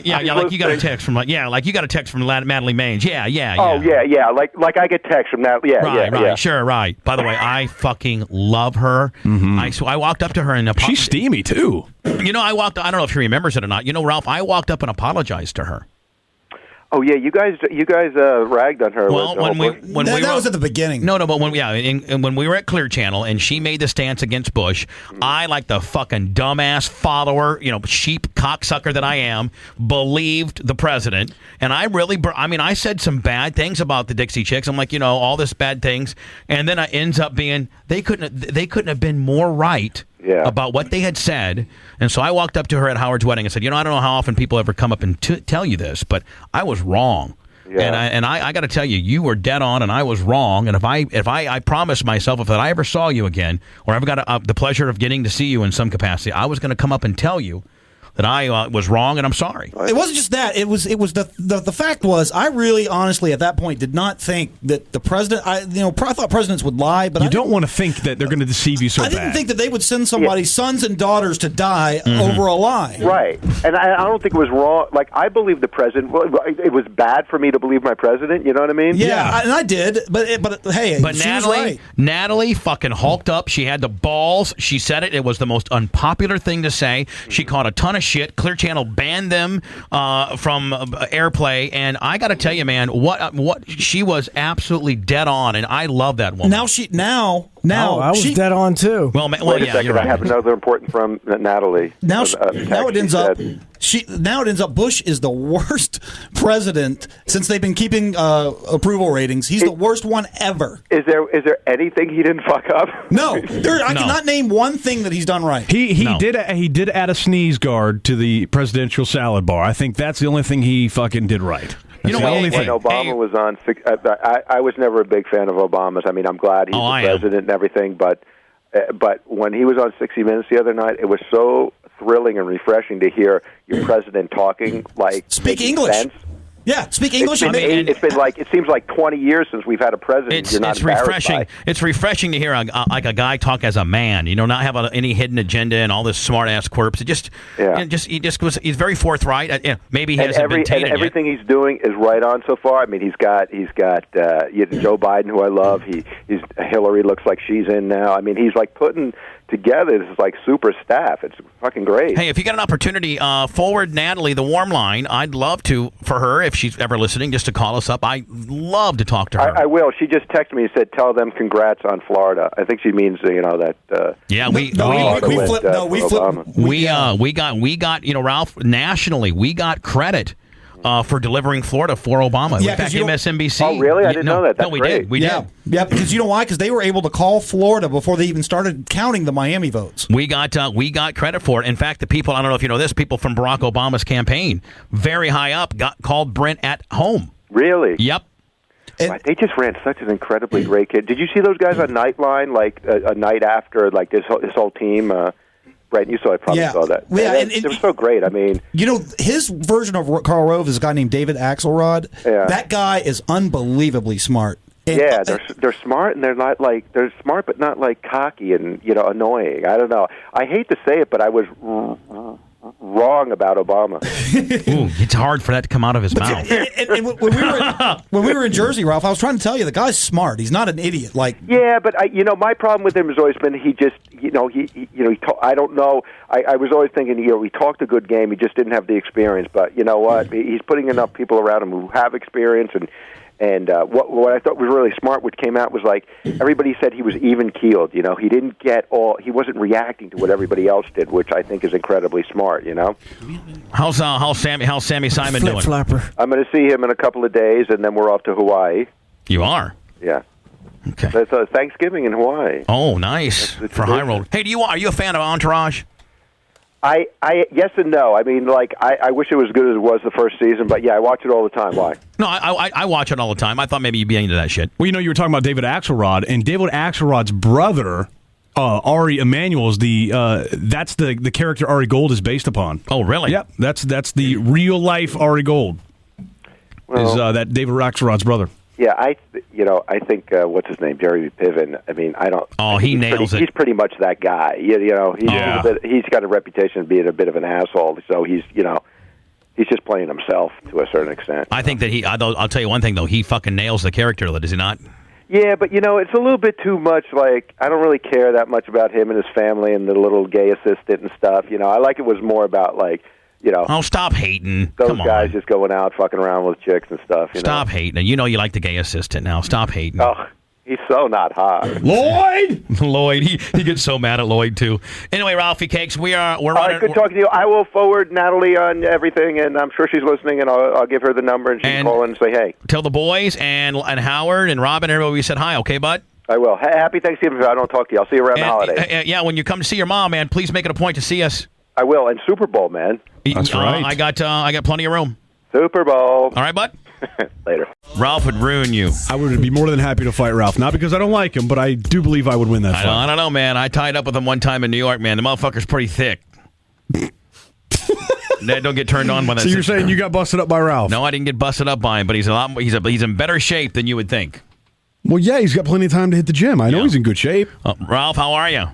I'm good, but first of all, Spice, you stole my line about the homo stuff. I stole your line. What do you mean? And I could probably kick your ass, really, if I had to. I would love to box you. I'm telling you, Spice. Box or fight? You know what? You're soft. You don't go to the gym or anything. Yeah, you're right. I don't go to the gym, Ralph. Oh, Ralph, see, you've not sized up your competition because I just stuck up for you, but you are wrong on that. He goes to the gym probably more than any of us. Dude, you know what? I can't fight. I just go to the gym to try to look good. You try to talk a good game, though. I'll give it to you, Ralph. He talked a good game. Ralph comes out hard swing, and then he's like, hey, buddy. Then he gives up. He's like, all right, you got me. Buddy, you got me. Yeah, I don't want anybody to actually come up and punch me or something. So what do you got going on, buddy? Hey, I just wanted to talk about, the economy, believe it or not. Well, no, that's not. I heard you didn't want to talk. I heard you want to talk about Brent's appearance on the wrap-up show, to be honest with you. Brent was on the wrap-up show? Yeah, I heard you. No, I didn't. But I didn't bury Ralph. I said because they were talking about they're all talking about how you stole some shit at the Plaza Hotel, and I called in because I wasn't drinking, and I called in and said, "Listen, I didn't see Ralph take anything." Whoa, wait! How did I miss this today? Yeah, it was today. Yeah, today, Ralph. Wake the fuck up. They were talking about the Plaza Hotel and the bill and stuff like that, and I said, "Listen, I was there. I wasn't drinking. I was drinking bottled water. I can't drink." Yeah. You were high as fuck, though. I wasn't even smoking. Oh, no, okay. I was. They're saying that you stole a bunch of money from the Plaza Hotel. Of course, I wasn't there. I don't have any dog in this fight. No, here's what I said. I said I was there. Whoa, hold on. You got to get to the original allegation. Yeah, because I don't even know what this is about. Okay. Let me hear what Brent said because I'm a little annoyed with John Stamos. He's off my celebrity friend list. See, now, is Stamos the one that started all this? Here's what they were discussing. Well, no, hold on. First of all, you got to back up to where we're talking about Howard's wedding. Right, okay. You got to get Spice. You got to get Spice Boy at the time. John, I thought was a good friend of mine, and he's like, he always calls me. He goes, "Oh my God." God, Hang on, Ralph. We got to set this up. Hang on. Let's set it up. We got to go all the way back to. Brett, take it all the way back. Take it all the way back, Ballard. Ready and action. Okay, it's Howard's wedding, and everything's wrapped up. So there was one faction of people that went with Ronnie the limo driver, Ricky Man to Rick's. Okay. There was another group of people that went losers. Hey, look. Come on, there you go, Ralph. Start your shit again. Ronnie's a good guy, man. Right. So, there's another group of people that went to the Plaza Hotel. It was Ralph, myself, Robin, your wife, my wife, Booker, his girl. Now, what was going on at the plaza? We were just having an drinks. after party. Okay, just an after Just party. an after Okay. party. Yeah. It was Booker, his girl. I was already in bed. I was at the pizza joint across the street from the Crown Plaza. Bubba left before Howard did. I did. Wow. Oh, I'm getting fucking old. So it was Ross Zapin and his wife, John Stamos and his girl. By the way, how's Ross Zapin doing? I haven't talked to Ross in a week or two. He's going to come into play in this story. So Ross is always good, Oh yeah, he's like the politician ambassador. Yeah, of Sirius. Ross is having way too much fun. Yes, he is. Anyway, Brent, go ahead. So it was Sam Simon and his girl, Ooh, Stamos and his she's girl. hot. Are you and Sam Simon back on speaking terms or no? Oh yeah, for a while now. Okay, go ahead. I mean, we were not on speaking terms, but we had a little bitch fight. Not a falling out, but just a little bitch fight, Little bitch like me fight. and John are having right now. So we went out and we were all there having a good time, and everybody was just having a few drinks. Okay. So Amanda, so Stamos leaves first, and I physically saw him put $100 down on the table. Okay, He but said, now what do you think, John? What do you think John drank? Do you think he drank $100 worth of stuff? I really don't have a clue. Okay. I really don't. I I couldn't think tell. John said he left $200, but go ahead. I'm just telling you what I saw. Well, there's only 100 left after Ralph took the other 100. He could be right. Stop it, Bubba. So. No, we're not going to be friends. Go ahead. Ralph, I'm not privy to any of this. I'm just fucking around. Anyway, go ahead. I know. I saw Stamos put down what I thought was $100. He says it's $200. I'm not here to question his. Right. So then I put down $50. And I told Robin, and I said, Robin, I'm putting down $50. This is for your drink, Amanda's drink, my water, and a tip for the guy. Okay, so that should be more than enough. Even in New York where they gouge the fuck out of you. Right, and Amanda didn't feel well, so she's like, listen, can I go back to the room? So I'm like, Right. yeah, no problem. We'll grab a cab. We rode over with Robin in her car. Right. So then Robin the next thing I heard, Robin got on the air and said, her and Ross and Booker got stuck with the whole bill, and nobody left any money. So I said, I know that Stamos left money, and I know that I left money. Well, you know there was $1.50 laying there. I know that for a fact, because I was sober and saw it. So where does it get into the Ralph stole the shit caper? Well, because look at Ralph's like, yeah. It was being alluded to on the air one time on Howard's show, and then again on the wrap-up show today, because I didn't hear Stamos on the air today, but that's how it came up on the air today. So Stamos started all this shit. Some of it. So they were saying that, that Ralph might have taken it. So I called in and said, listen, I was sober, I wasn't drinking, and let me be clear, I never saw Ralph touch the money or take anything. But Ralph's like a magician. He's got a sleight of hand. Well, no. Seriously, here's the deal. So I went over there. I didn't even have a drink. I mean, I was there for about 20 minutes myself. I was already drunk and having a great time for Howard's wedding, and I just hung out for a little bit. And I think what happened was because it had already come up on the air about me taking money from Artie. So at Howard's bachelor dinner, Fred put some money down and I picked it up as a joke. You know what I mean? Just oh yeah, Ralph's going to take the money. So I was just playing it as a rib. And I did the same thing at the plaza. John put some money down and I picked it up, but I put it back down. You know what I mean? But I don't know. John comes in and I think he thinks he has to pacify Howard and goof on me, and it's just Is that what happened? Because I didn't hear John today. So is that what happened? Yeah. I think it was sort of I don't know where that's coming from. Maybe trying to do a little kiss but I don't ass to steal Howard. money. You know what I mean? And if people think I do, fuck them. Now, what the big Artie How deal? come you're always getting accused of stealing money? Yeah, well, but because you think it's an ongoing rib, it's just easy to blame Ralph because that's the ongoing goof is just to blame Ralph. Yeah, I guess. There was a thing with Artie, on the plane, and then now Artie still swears to this fucking day that you did, but I don't know how that. See, I wasn't there. Well, that's okay. One of us takes heroin, the other doesn't. So I tend to believe the guy who isn't on heroin. Well, it's Call me crazy. Hold on, Ned's got something to It's say. like Michael Jackson. They're always accusing him of fucking little boys. But that doesn't mean he does it. Right, Ralph? You know what? Exactly. He just likes to hang out with little boys. Just like you like to just hang around money and pick it up occasionally and put it back down. Yeah. Same thing. Now, how we haven't heard from Howard since his wedding. How's he doing? I think he's doing good. Oh, yeah. Have you guys got your shit cleared up? Because see, Ralph, I hope you're not mad at me, but the common denominator is everybody's got heat with Ralph. Whether it's Howard, John Stamos, or Artie, everybody's fucking got heat with Ralph. Why is that, Ralph? I'm just asking, buddy. It's great. I love arguing with people. So it's all my fault. It's all me. I'm the problem. I'm the common denominator. Have you Ronnie? I argue with Ronnie. Now have you and Howard patched things up? There was no problem with me and Howard.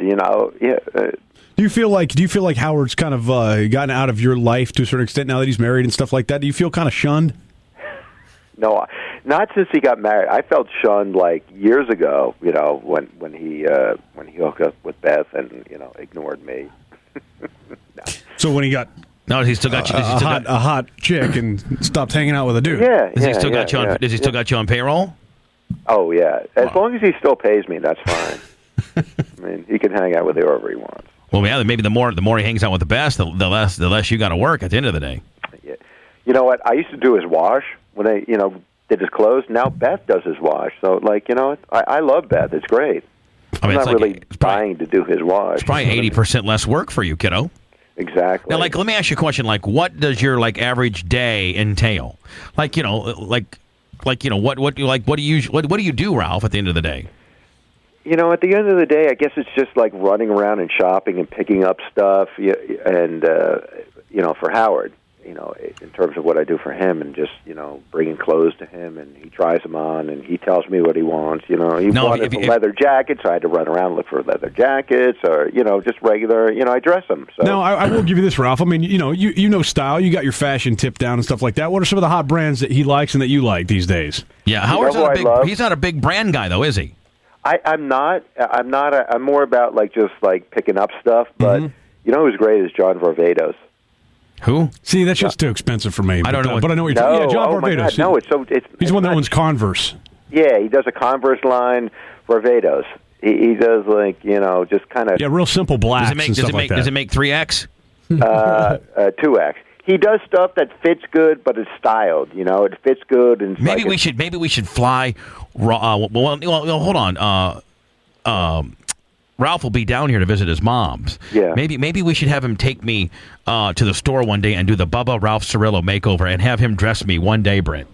That would be cool. I'd do that. That'd be fun. I don't know. I would fucking probably hate it because the thing that I hate more than anything in this world is trying on clothes.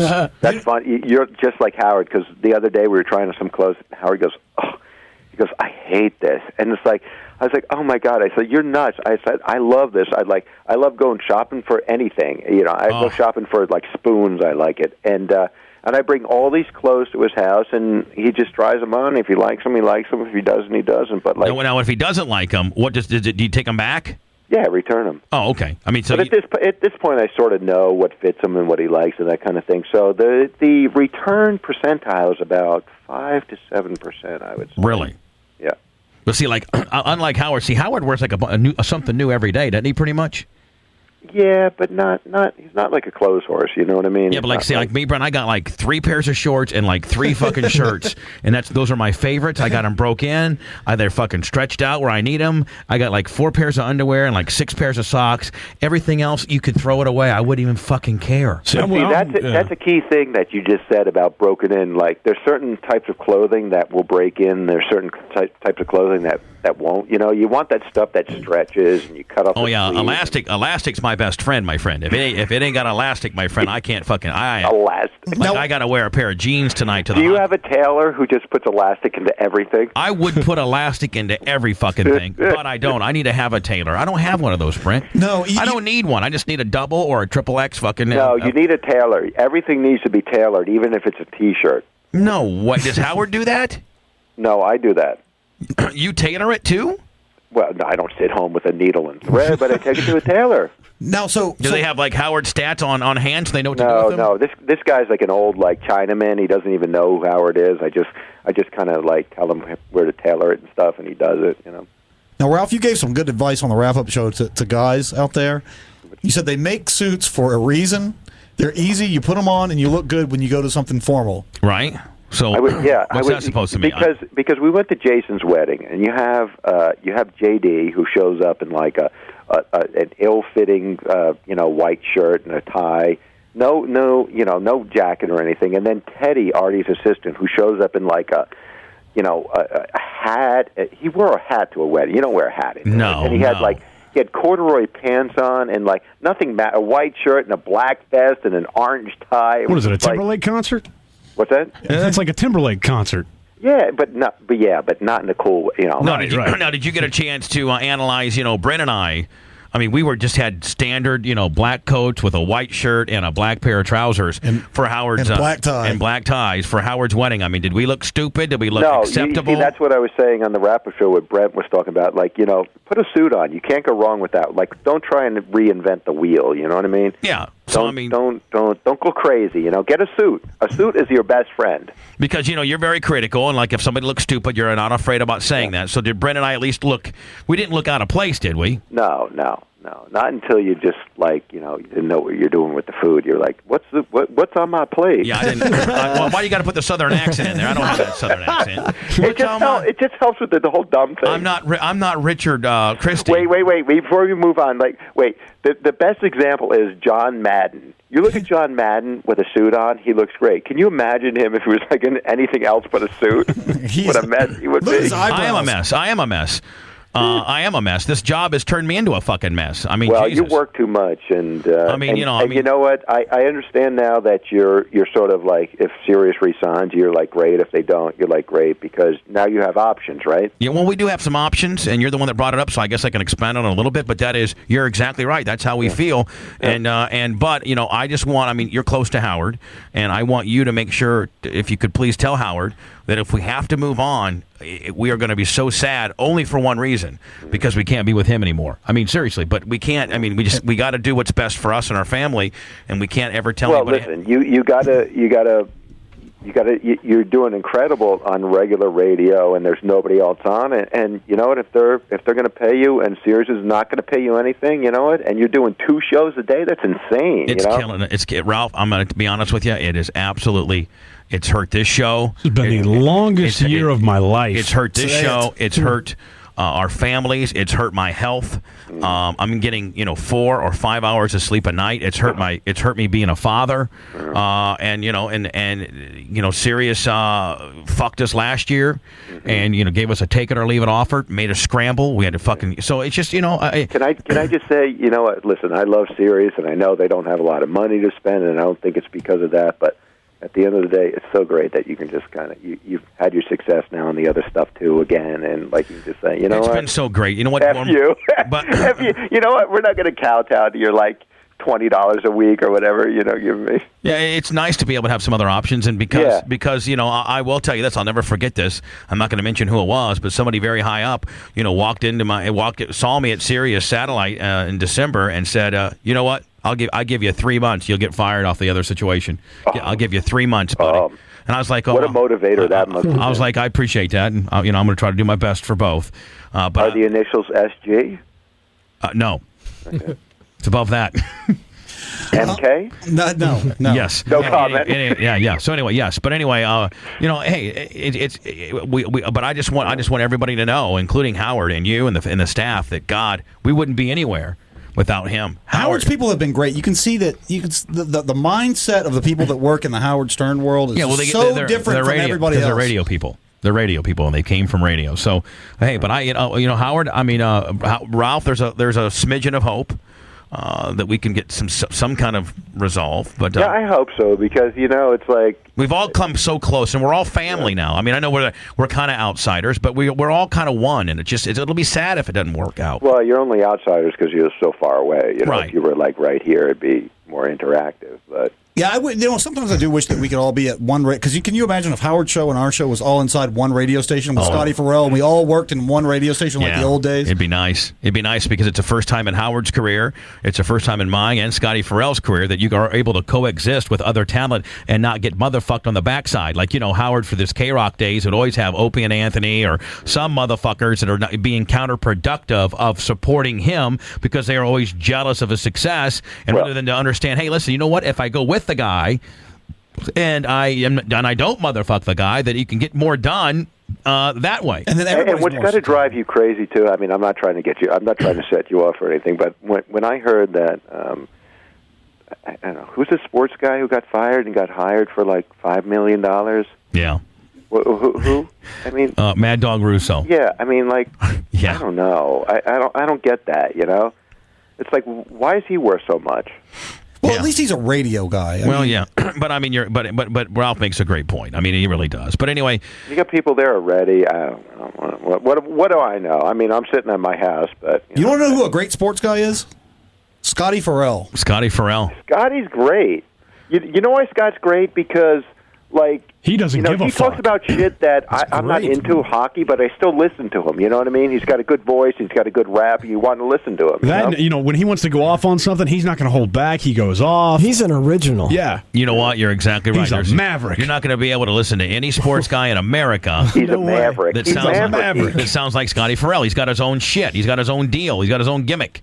Yeah. Like Howard and I, or Howard first and foremost. It's just I don't know. But anyway, Ralph, I think there's still an inkling of chance there, although albeit dwindling down every day. What's the deadline? When's the... Well, I mean, they got till December 31st. Well, they got till December 31st. My last day on the air is December 19th. Yep. It's December 19th before vacation. So, I don't know.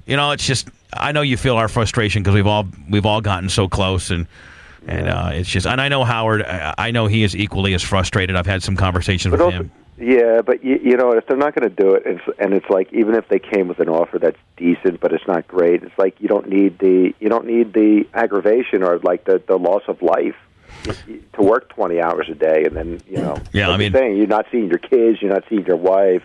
I've gained a bunch of weight. From what Brent was telling me, you're huge now. I am. I don't know. Brent called me last night. He was he was really concerned or something. I don't know.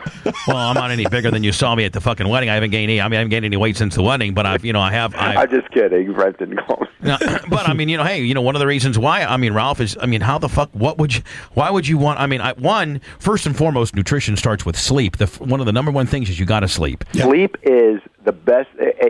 People talk about diet, exercise, but the number 3 thing is sleep for staying in shape. And, my body just can't, I mean, so, and then, when you're as tired as you are, I'm a fucking prick to my family. I'm a prick to work with here. I'm a prick to people that I shouldn't be a prick to. And, I cannot focus on anything besides these 2 jobs that I have. I can't focus on nutrition. I can't focus on rest. I can't focus on my son. I can't focus on my wife. I can't focus on anything. There's no quality of life. So, hey, I don't think the fans want to fucking hear this. I'm sure I'm getting Ralph in conjunction with me bitching is probably really bringing this thing to a fucking screeching halt. Grinding. We're bumming everybody out. Hey, Ned, make some fag jokes quick. Ned actually thinks you're pretty cool. Ned actually took me aside and said, the few times he's met you, you're pretty cool, actually. Well, that's because he was, jerking me off.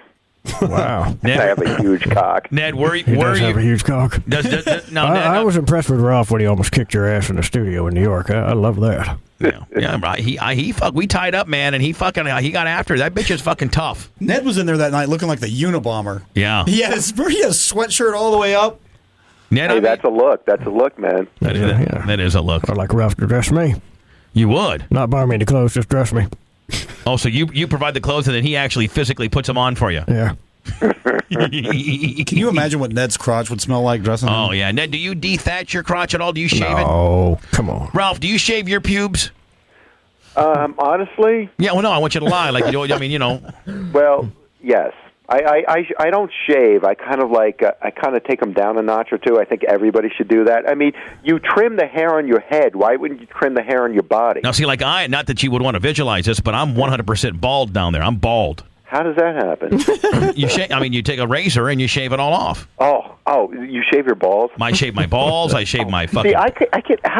How do you get your balls in a position to shave them? Well, you got to batwing your skin out. Well, you got to batwing your skin out. Yeah, I mean, and your balls. When you batwing your skin out and you shave the proper way, it's not bad. Yeah, and what you don't realize, there's no danger of nicks. And what you don't realize is your ball sack skin is really resilient. It's a different skin that's on you than the skin on your lips. So I mean, it's kind of like an elephantitis kind of a skin. It's kind of a rougher type coarse skin, and it doesn't nick. Who gives a shit if you shave your balls? But that isn't it all stubbly when it grows in? And no, I mean twice a week. I have a razor in the shower. It takes me about a minute, and I just take the high spots down, and it's always fucking 100% bald. So I take a buzzer and I'd set it on 2 or 3. And I just kind of go over and just kind of trim everything. You need to just take it all the way down to 0 one time and then get back to me. Let me know what you think about it. should I go do it now and then call you back? No, not necessarily. Now, what do you think about Howard? Do you think Howard? They've probably had that discussion before, have they not? Oh yeah, they have. Does he shave his shit, or does he keep it long? I can't speak for Howard, but I think that he sort of trims things down. He said on the air he clippers it down. He clippers it down. They need to go to bald. Like, how do you prefer? Like, Howard says it's creepy to be all bald. Oh, well, then I guess I'm creepy. How about you? What are you? I'm clippered down, but I have been known to shave it completely Right. How about Amanda? She has a strip, but she shaves it. She gets a Brazilian wax. Spice, how about your girl? Like Heather is 100% nothing. Yeah, Zero. my girl actually is much like Heather. She actually went to the place and got it like lasered off. Yeah, Heather. How's Heather? She's so hot. She is good. By the way, she thanks you for making her like top whatever 2 or 3 or 4 on the wedding deal. She said, "Oh, Ralph is so sweet." Oh no, she is. She deserved it. So you think you think Heather's hot? Oh yeah, absolutely. Now, Ralph, let me ask you a question because you're my friend. Do people fucking say behind my back, "What the fuck"? Be honest. Just be honest. Like, how did he get Heather? Or just among other things, like, what the fuck is she thinking? No. Honestly, no. I don't know anybody who's. I mean, I think that, but nobody else does. Ralph thinks it. So what? I mean, Ralph, in your deep little seated head, I mean, what do you think? Like if you would see me and Heather, walking down the street, you didn't know who I was, you'd be like, what would you think? No. I'd look at you and go, my God, that guy must be fucking loaded. And I'm not. Like millions of dollars.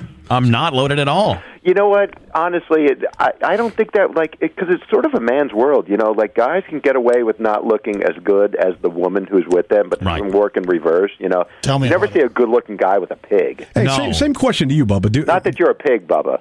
Well, no, I am. I'm a pig. No. You've got personality, which trumps, Pigness. Do you think in Vegas this weekend I'm going to get that rap? No, with my girl? No, because I hate to be. I'm not trying to be fag, but you're a good-looking guy. Yeah, but she's way better looking than I am. Yeah, but you're like Ralph just explained it though. He said, a guy can normal looking. But would a guy look at me and think the same thing? Like, the guy must be fucking loaded? No, it doesn't. It's not out of whack. See, Spice, here's the difference. She's a 10 and you're a 9, maybe an 8. My wife's a 10 and I'm like a 5. Yeah, there's a big difference there. Like if I was walking around with your girl, that's what they would say. Yeah, and if I was, what's the deal with Spice's girl? Is there a picture of her somewhere, like in a porno site? Shit!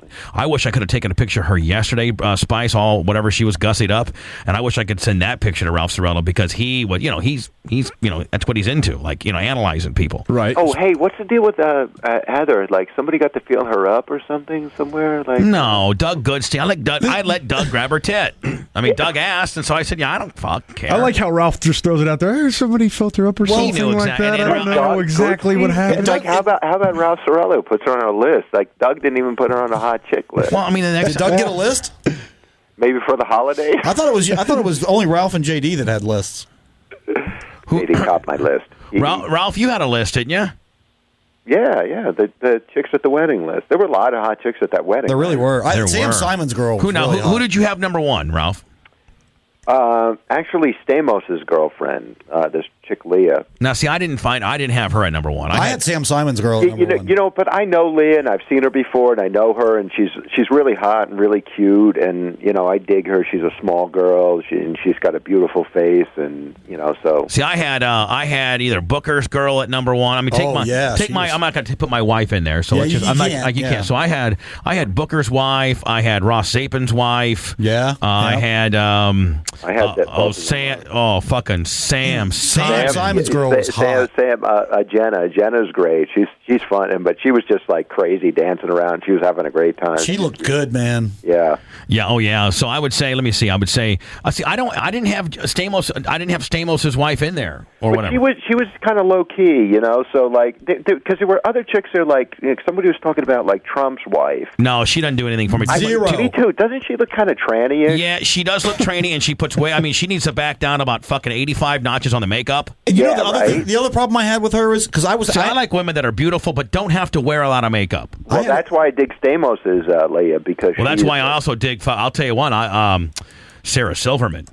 Very hot. Great, right? Oh, she very looked, hot. She if it wasn't for that lump on her arm, Jimmy, she would have been probably been like 3 or 4. I mean, he's got a talk show on ABC. Yeah, but and she did. She's the kind of girl that doesn't have to wear a lot of makeup. Mm-hmm. Mm-hmm. She's hot. She looked great. You know, Sam Simon's girl didn't wear a lot of makeup. Ross Sapin's wife, Melissa, doesn't wear a lot of makeup. Melissa looked great. Yeah. You know, let me see. Those Kelly Ripa. How about Kelly Ripa? You know, she's in great shape for a MILF. She's hot. I mean, although I think she needs to gain a little weight, man. I mean, that comes from a fat guy, but I mean, you know what? I know. I mean, her arms are a little skinny and stuff, but listen, it's Kelly Ripa, and she's super hot. Yeah, you got to put some credence in the fact that you got a woman that makes $5, $8, $10 million a year. That goes a long way. And when you talk about Trump's wife, that's the kind of a woman that Ralph needs to hook up with. It's like a Kelly Ripa, an $8, $10 million. Brett, go ahead. I'm sorry.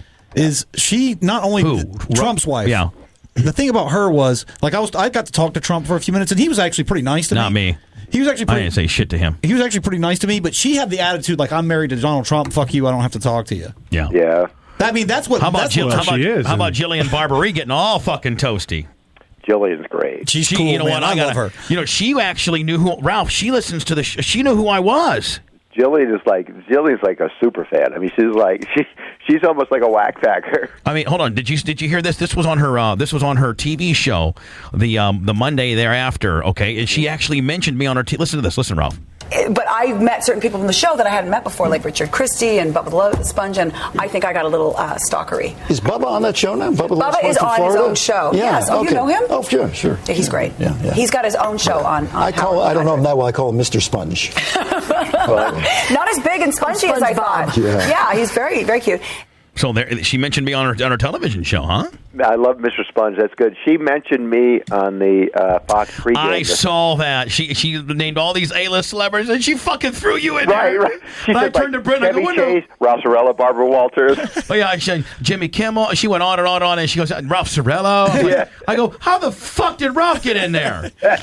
How funny is that, man? I love that pregame, and like she mentions my name, I was tripping out. That was so funny. You know who else was really cool was Natalie Maines from the Dixie Chicks. Natalie is so great. She's so cool, man. She is so cool. I was having a political discussion with her, and she was like, "You've got to keep it up because it means more coming from you than it does coming from me." I'll tell you who got loose was Don Buchwald. He got fucking hammered, and he was out cutting a rug, dancing, and everything. Fell down one time.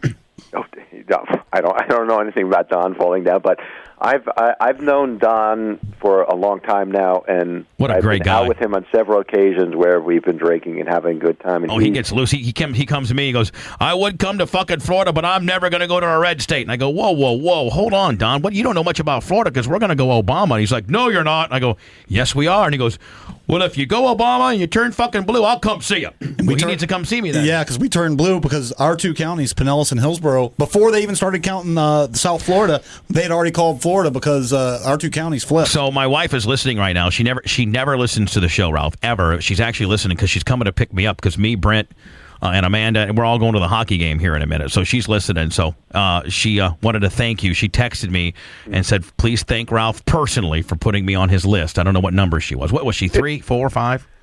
I think she was in the top 5. Yeah. They were sort of moved around and stuff, but that's sweet. Yeah. Was she? I don't think she was in JD's. Was she, Brent? Was Heather in JD's? I don't remember JD's list. Yeah, I don't remember JD's list as well. I remember hearing Ralph's because that was the first one. I know Beth emailed Howard. I'm sorry. I know Beth emailed Heather and wanted a picture though. Yeah, and Beth emailed me looking for a picture of Amanda, but she wasn't on anybody's list. Oh, she wasn't? No. Did you send a picture? No, I think she was on JD's list. Yeah, because JD put Heather and Amanda together, sort of like they were like kind of a steamy lesbian kind of deal. Yeah. Brent, what if Amanda came to you and said, "I want to go down on Heather"? No way. Why not? We've had this discussion about 900 times. Why would she have to ask permission of Well, Brent? because Brent runs a fucking a Gestapo-type ship. Well, Brent, what if she's over there right now in the car while Heather's driving over here? Well, then Brent would get it out of her. Brent would smell her breath before she got here. And I mean, Brent would smell her breath immediately if I'm walking in and then take a steak knife to her of having eaten my wife's pussy behind his back. Hey, speaking of your wife, how's the sex with her now? Because I know it was a little off for a little while. It's still, Ralph, honestly, when do we have time? We fuck like maybe. Well, first of all, Ralph, let me get something straight. She wants to fuck all the time, and it's embarrassing. Need to have her pay an office visit. All the time. Spice Boy style. What's that? All the time's not good. I like a little bit of Well, we're getting. I don't know. I think I'd probably say we average once a week, but that goes along the lines of Manson, same way. He gets it once. Spice has got this new situation, so he actually has her come here at lunch, and we have to listen. That's a little bit embarrassing. You don't have to listen. You choose to listen. Well, yeah. Brent, what do you average? Wait. Spice has his girl come to that den of iniquity over there? Yes, and Spice has got his own little office now, and then also we hear, Spice,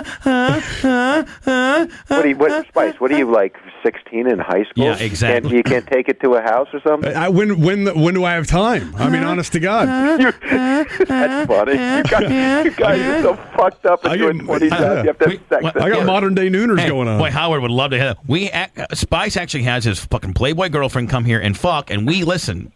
Well, and her office is right beside me and Brent, and so Brent, I know you here. I'm like, he tries to turn up the music, like that's gonna really mask it. Yeah, exactly. And I was like, hey, on that back in the day would have turned me on. Now it disgusts me. Is she one of those? Is she one of those hot chicks that's just like? Yeah. I have to like really try to shut her up, but and then she comes walking out and like, oh god, I just wanted to take a nap, and I have to listen to fucking porn. Oh no, come on. Did you guys record it yet? We've tried, but he masks it with the music to where he doesn't come through on the air. Yeah, but see, he masks it with the music, but you can hear it, but you can't really record it that good. Yeah, it can't come through on the air like you needed to. Yeah. Here we are trying to do a place of business, and we have people fucking. We're trying to run serious business. You know, Bubba, that's the noise that like a hot dumb chick makes. Not that she is, but like that hot dumb chick. Yeah, well, she's not dumb, and she's certainly fucking hot. I'll tell you. I wish you could send a picture to Ralph right now, Spice. Yeah, come on. I'm online right now. Hurry up. Yeah, I can.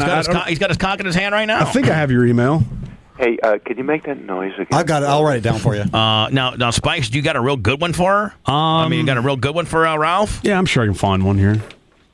Because I like to get Ralph, because Ralph will pick apart everything. Well, by the way, Heather bought new shoes while she was in New York. I bought her a new pair of Louis Vuitton and Gucci. No more sneakers. No more. Let's not go there. We're supposed to stop. Those fucking Louis Vuitton and Gucci or Gucky shoes are fucking out of hand. My God. The Gucky? Is that what you called them? Gucky shoes? Yeah, are they Guckies? Gucci. Yeah. Those Guckies. Those fucking Guckies? They were funny. You're funny, man. Guckies. That's funny. You're a funny guy, man. What do you mean? That's funny. I like that. Well, anyway, those fucking Louis Vuitton and Guckies were out of the... I said, are you fucking kidding me? I better get all kinds of pussy. Listen, she goes, Heather deserves the best. What are you going to do, take her to fucking Target? I said, listen, honey, I better get all the pussy. She goes, well, honey, you can have pussy anytime you want. You choose not to take it. I go, yeah, you're pretty much right on that one. Yeah. All right, I'm sending you a couple pictures right now, buddy. Now, Spice, what kind of pictures are you sending? Are you sending it to my email? Yeah, these are a couple from us this past weekend at this Zufari place. Can I look at them? Can I look at them? Are they hot? Like, I'm not sending them any of the nudes. Well, just send them a nude. Because I don't have any. Man. I don't care. I just don't have any of the nudes on accessible. I can Google it real quick. It's just going to take me a second. Yeah, her and Spice were going to get elope this weekend in Vegas. That's a good plan. They were going to. How long have you been seeing her? Like 6 weeks. Cooler heads prevailed.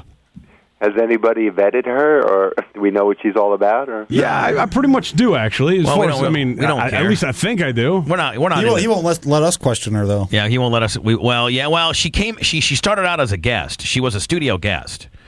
And they started making eyes at each other. And of course, Bubba the Cupid matchmaker from hell. I got it. Spice, would you not say I was? Playmate? She's a playmate? Yeah, well, she's like she does a bunch of stuff for the magazine. Spice, let me ask you a question. Do you think me trying to get you two together was instrumental in you two getting together, or no? Oh, I'm sure it was, because I would have never even fucking thought she had one inkling of interest in me. So I wouldn't have made a move. I propped Spice all up. It's like, this is the man. Spice is hot. Look at him. And she started kind of going along with me. And the next thing you know, now they're in fault. Now they're in love. Spice, I'm not getting your email. Would you? Well, yeah, I'm sending it to you right now. I had to get a couple more pics here, so I'm sending. Oh yeah, please give me an array. Yeah, I'd like to see when he beats his meat. I'd like to see her chest, her ass. Now, Ralph, when you you can Google her and find her. When you jerk off, like, what do you like to jerk off to when you jerk off? I just got this new website that a friend of mine gave me. It's called. Hold on, let me see. Is this your new jerk? It's X videos. X videos. Right. And have you been jerking to that shit lately? A little bit here and there. But like within the X video world, like what's your genre? Like what do you like? Oh, like dirty girls, Like have you ever tried Clips for Sale before? No. My buddy Neil owns that, and they're actually a huge advertiser on Sirius. Yeah, but that I have to buy them. I don't want to give anybody my credit card, Right. Right. I'm with you. Which is fine for some people, but like I'm a big celebrity. I can't be tracked with my name and number and everything. You're right, but Ralph Cirella. You don't want to be on some kind of fetish I don't deal. want them to find me. I'm in the gay porn section. Right now, do you look at gay shit sometimes?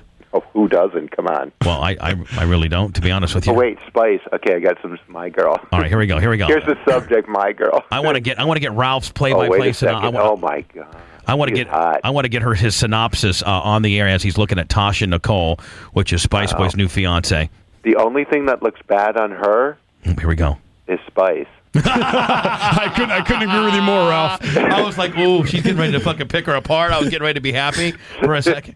Which picture Come on, are you looking? That was a good line, right? That was good. I like that. For you, one. Ralph, that was a pretty decent line. Now, what do you think? Give us your synopsis there. I think she looks super hot. Here's the one thing I can't tell. Her tits are kind of pushed together, so I don't know if they're floppy. No, they're not floppy. She's real petite. I mean, she's only like 5 foot. Here's a naked one of her, but like it's kind of it's hard to tell. Yeah, she's real pushing them petite. together with her arms. So when she lets them go, they just flop around. No. She, like I said, she's real petite. She's 5'2", like 100 pounds. So yeah, she's a spinner. There's really no flopping going on anymore. Oh, petite is nice. Yeah. Yeah. Oh my God, she's beautiful. Yeah. That face is like perfect. Yeah, she's got a really good nose job too. It's not obvious. It's not a nose job, you asshole. I love that. Don't get defensive, Spice. I'm saying it's good. That's the great part. You're like accusing. It's really nice, subtle dental work too. Yeah, she's got a little dental work going on. She definitely has the fake boobs, but that's it. Yeah, well, look at Ralph. Good dental work, nice nose job. I'm not saying anything bad. It's a very good job.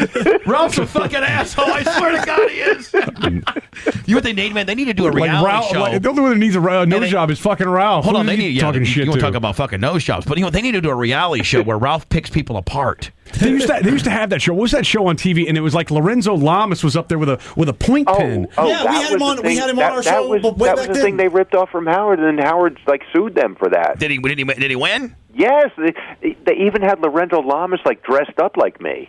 It was like the low point in his career. Well, that probably got you Scott somewhat steamy. Einziger, who used to produce our E! show, went off to Hollywood, and that was his big contribution. Really? Yeah. Oh my God, it was horrible because Howard had that show sold to another network. Oh, you're kidding. Yeah, and then Scott fucked it up. Because I watched it a couple times on TV. I was like, okay, this is a good concept, but they weren't brutally honest. Like they would dance around a little bit. They really needed to be honest. But he even ran out with a laser pointer. Yeah. So you need Ralph doing what that. I used to grab and do on the show. So. Ralph needs to do that, man, where he starts picking people apart. Anyway, Ralph, we're running way late. Hey, it was great talking to you guys. Any last words about Tasha Nicole, Spice Boy's new fiance? No, the only last thing I want to say is with this economy, the government should stop pumping money into all these bad businesses and let them go under. Agreed. And just, absolutely. And just let it all shake out, and the strong will survive. That's American commerce at its finest. We're pumping money into a dead corpse.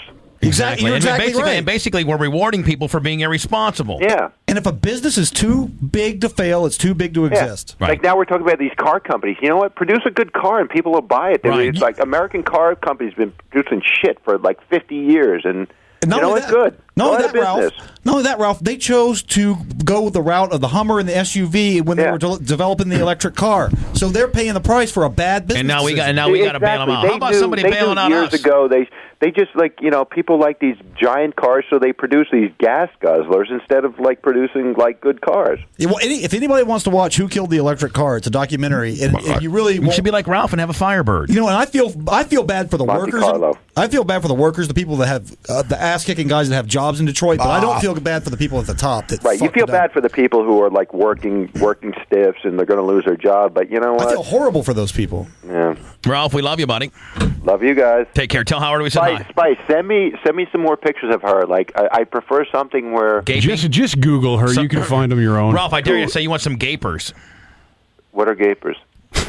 That's what Spice always asks the girl. Send me some gapers. So I like to reverse it and have somebody say it about his girl. Send me some gapers. Gross. Hey, Spice. Yeah.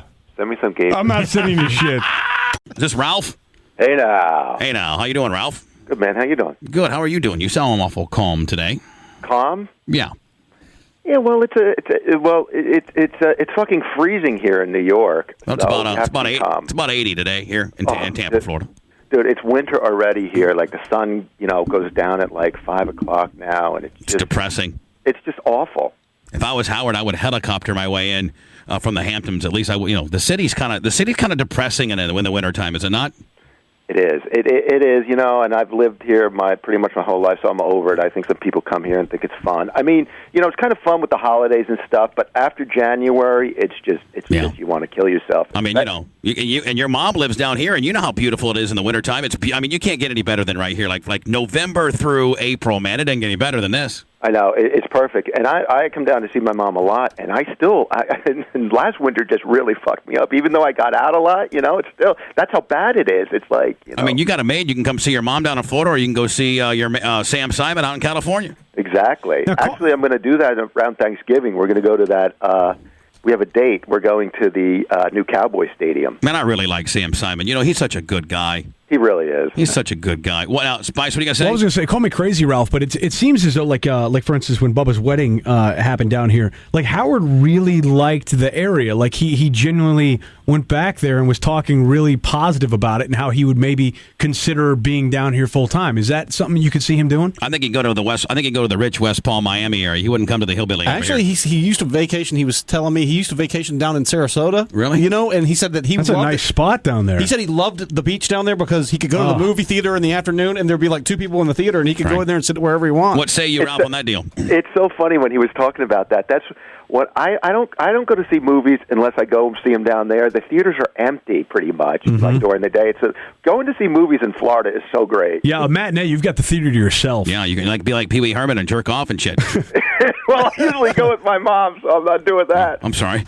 So what do you got? We were talking a lot about this week about what Howard's going to do, and that's another thing I would do if I was him. I would take January off and just go down to Florida for the month. You know what I mean? Remember how beautiful it was during my wedding? And that was in January. It's beautiful. Remember that? Yeah. I still have pictures from your wedding I have to give you. Well, thank you. I'd like to have that. Thank you. Yeah, they're really good. Now, what do you got going on? Somebody says you got something going on. We're speaking of Supervillain. We're doing the Geek Time show tomorrow, 2 to 5 on your station, 101 there. Well, it's actually Howard's station. I just happen to be, a guy.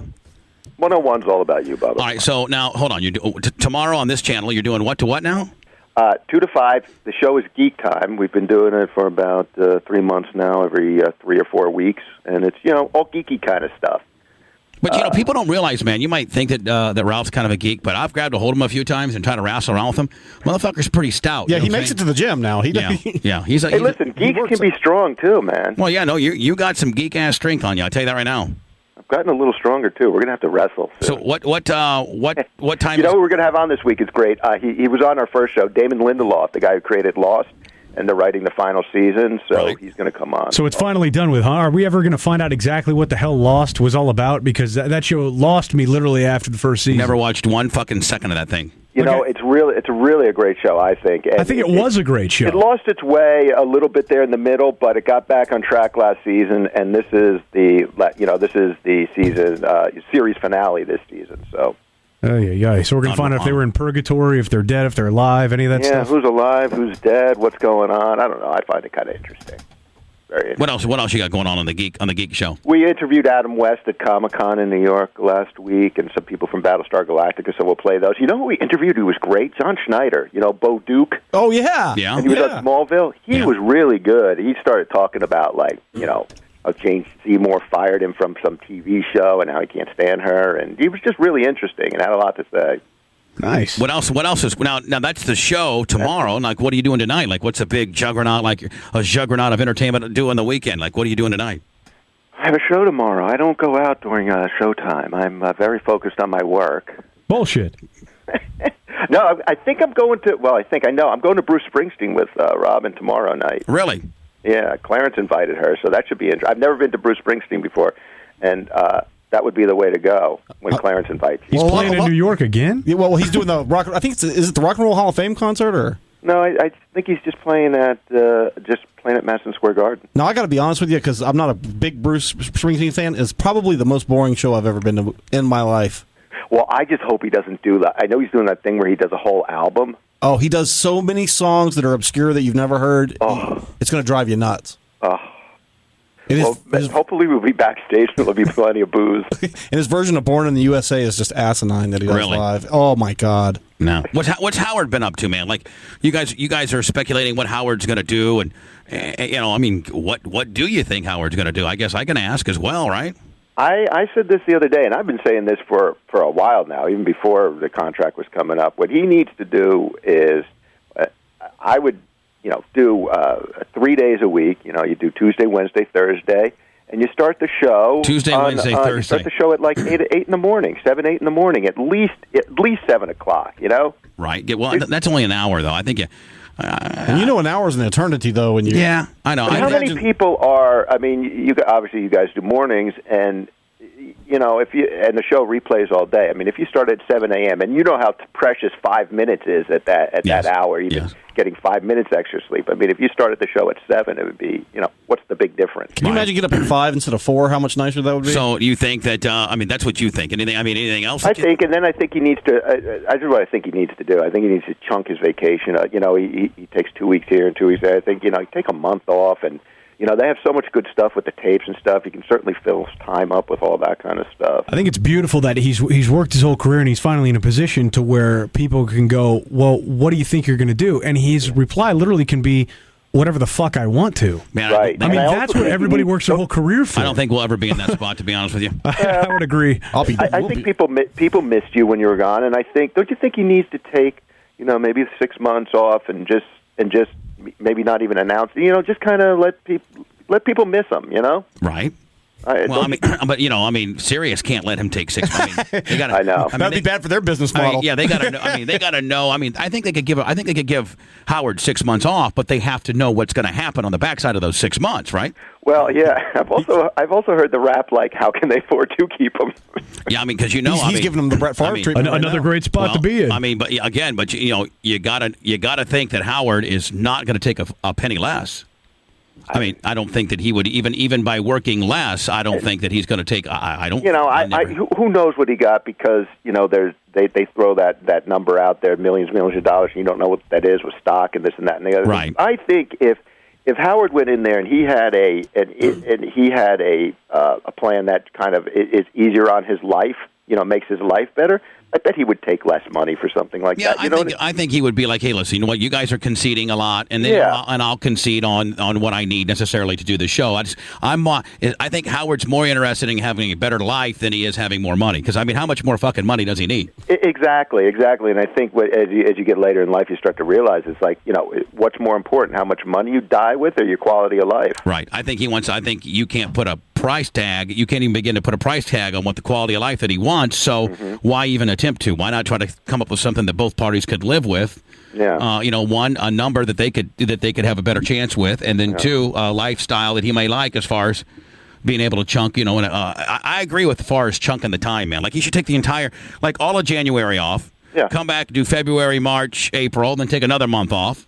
And then people have to stop giving him shit for it when he takes off, because I know he takes that to heart. It bothers him that people. But hold on, Howard should know, as he taught us this, and you know what? You are going to drive yourself insane, including myself. I drive myself insane, which I do, and I don't listen to him, which I should.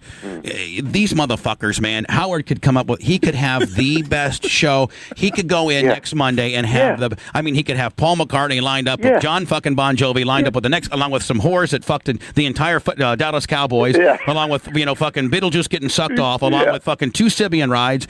Along with the guy who gave the new cure for AIDS, and he still would be a cocksucking Howard Hampty because he took a week off. Yeah, they'd still be like, that motherfucker, that fucking Howard. $12 a month. I fucking pay oh my God! You realize what you're getting? I pay $13.95 a month, and he takes fucking Fridays off. Like the one time that Tim came in there, and Howard goes, "Where are you getting this from?" And Tim goes, "Oh, I was reading the message boards." He goes, "Tim, if it was up to the message boards, I'd be fired." Yeah.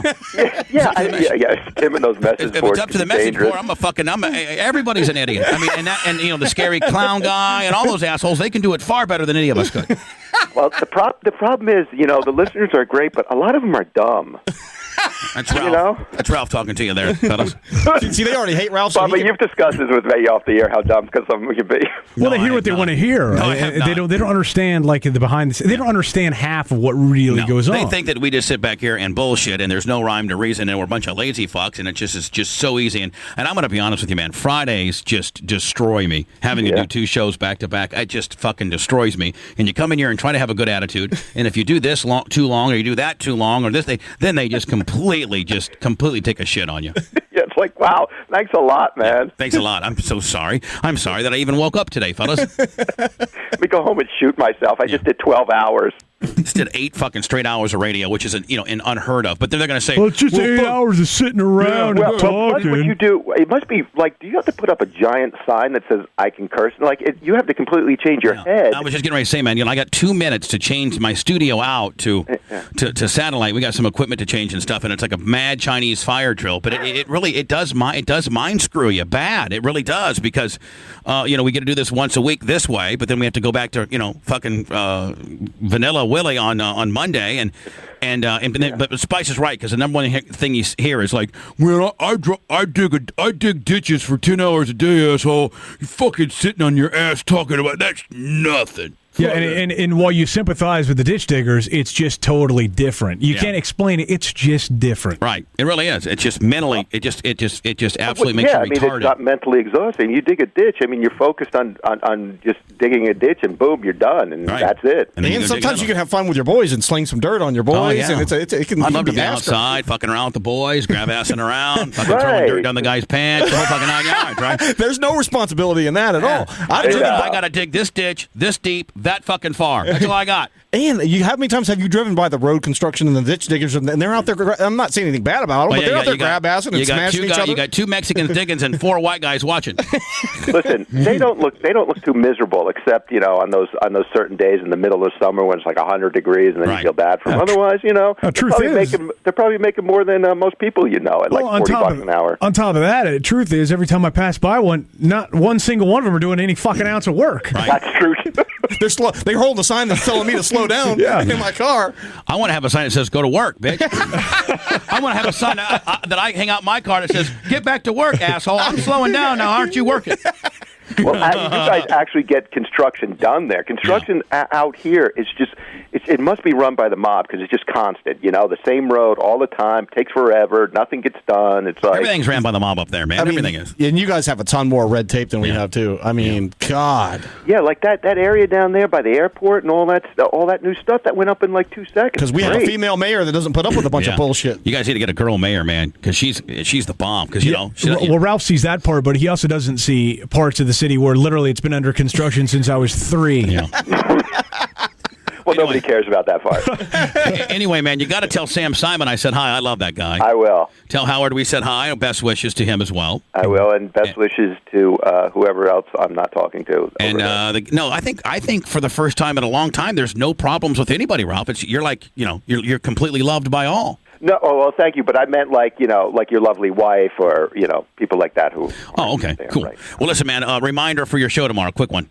Howard 101 Geek Time 2 to 5 p.m. Newly expanded to 3 hours. Now we're on fire. I think John Hines on there with you. Oh, John Hines. John Hines a good guy, man. John Hines and Jason and Steve work on the show too. And a lot of geeks pulling together. John Hines kind of Ralph's handle. He kind of reels Ralph in when Ralph's getting a little too crazy. You motherfuckers can extend your show to 3 fucking hours. I don't think John Hines reels me in. I think John Hines is a great host. He has an opinion, but it doesn't. He's a good straight man. Yeah, exactly. He's real smart. And you're shot out of the fucking cannon. You're the loose cannon, and he's reeled in every once in a while. Slightly. John Hines sold a website for 7 figures, kid. You got to give him a lot of credit. I don't have a bad word to say about John Hines. Plus, he kind of freaks me out looking. He kind of looks kind of weird looking, like a professor. Yeah, he might have people buried in his backyard. Yeah. He kind of looks like he got a cross between Bundy and Jeffrey Dahmer. John definitely has if somebody I love John, and I'm not just saying this. I mean, I really love him. I think he's a great guy, really good person stuff. But me too. Somebody told me if he wound up on the news, they found something in his backyard buried. I wouldn't be surprised. He's got some Son of Sam characteristics, Brent. He really does. I mean, if John Hine was in the back of his mom's house in a tent and putting lipstick on and crossing people out that he's gonna, I wouldn't be surprised. I like you threw the tent in there. Yeah, like next thing you know, like New York One today, a guy from associated closely with John with Howard Stern, who sold a website for $1 million, is now officially in custody as there's 17 shallow grave of 17 people were found in the crawl space of his mom's house. Or he's just dressed up like a chick and is not quite cutting it. The glasses are still on, the lipstick smeared. Hey, anybody that can create a website and sell it for seven figures. Poor John Hine. Now he's a cross-dressing serial killer. Poor guy just wants to come in and fucking host a little radio. He just wants to host a little radio, make a little bit of money, and now he's a cross-dressing fucking serial killer. I like how it started out, how we all love John. Now he lives in his mom's, Brent. He lives in a tent in the back, and he has 17 fucking kids buried in the back in a shallow grave, and he's a cross-dressing, might as well put a homo in there, fag fucking serial killer. John Hine, jumping the shark. Easy, I have to work with him tomorrow. See him in about an hour. Talk about jumping the shark. We just did on John Hine. We jumped the shark on him. And real quick, Tim Sabian just IM'd me, Ralph, and wanted me to let you know that it's Howard 101, not 101. Ooh. You know what? I am him back and ask him if he could get somebody to run the promos on Thursday when they're supposed to. That would help. Between you and Tim. Don't get caught up in 101. How about getting caught up on getting the promos run properly? Keep us out of it, my friend. We're finally on good terms with a lot of people, motherfucker. You bring your hate to Tim Sabian on your own, kid. Just passing it on. Won't I am that? Yeah. Oh, he heard it, motherfucker. That's on you. You hating Tim and calling him a fat ass and gaunt. And a fucking cross-dresser. And a cross-dresser, and that Tim looks gaunt now and not healthy as he did when he was fat. That's on you, Ralph Cirella, not me, kid. I love Tim, too. Talk to you tomorrow, buddy. Later, guys.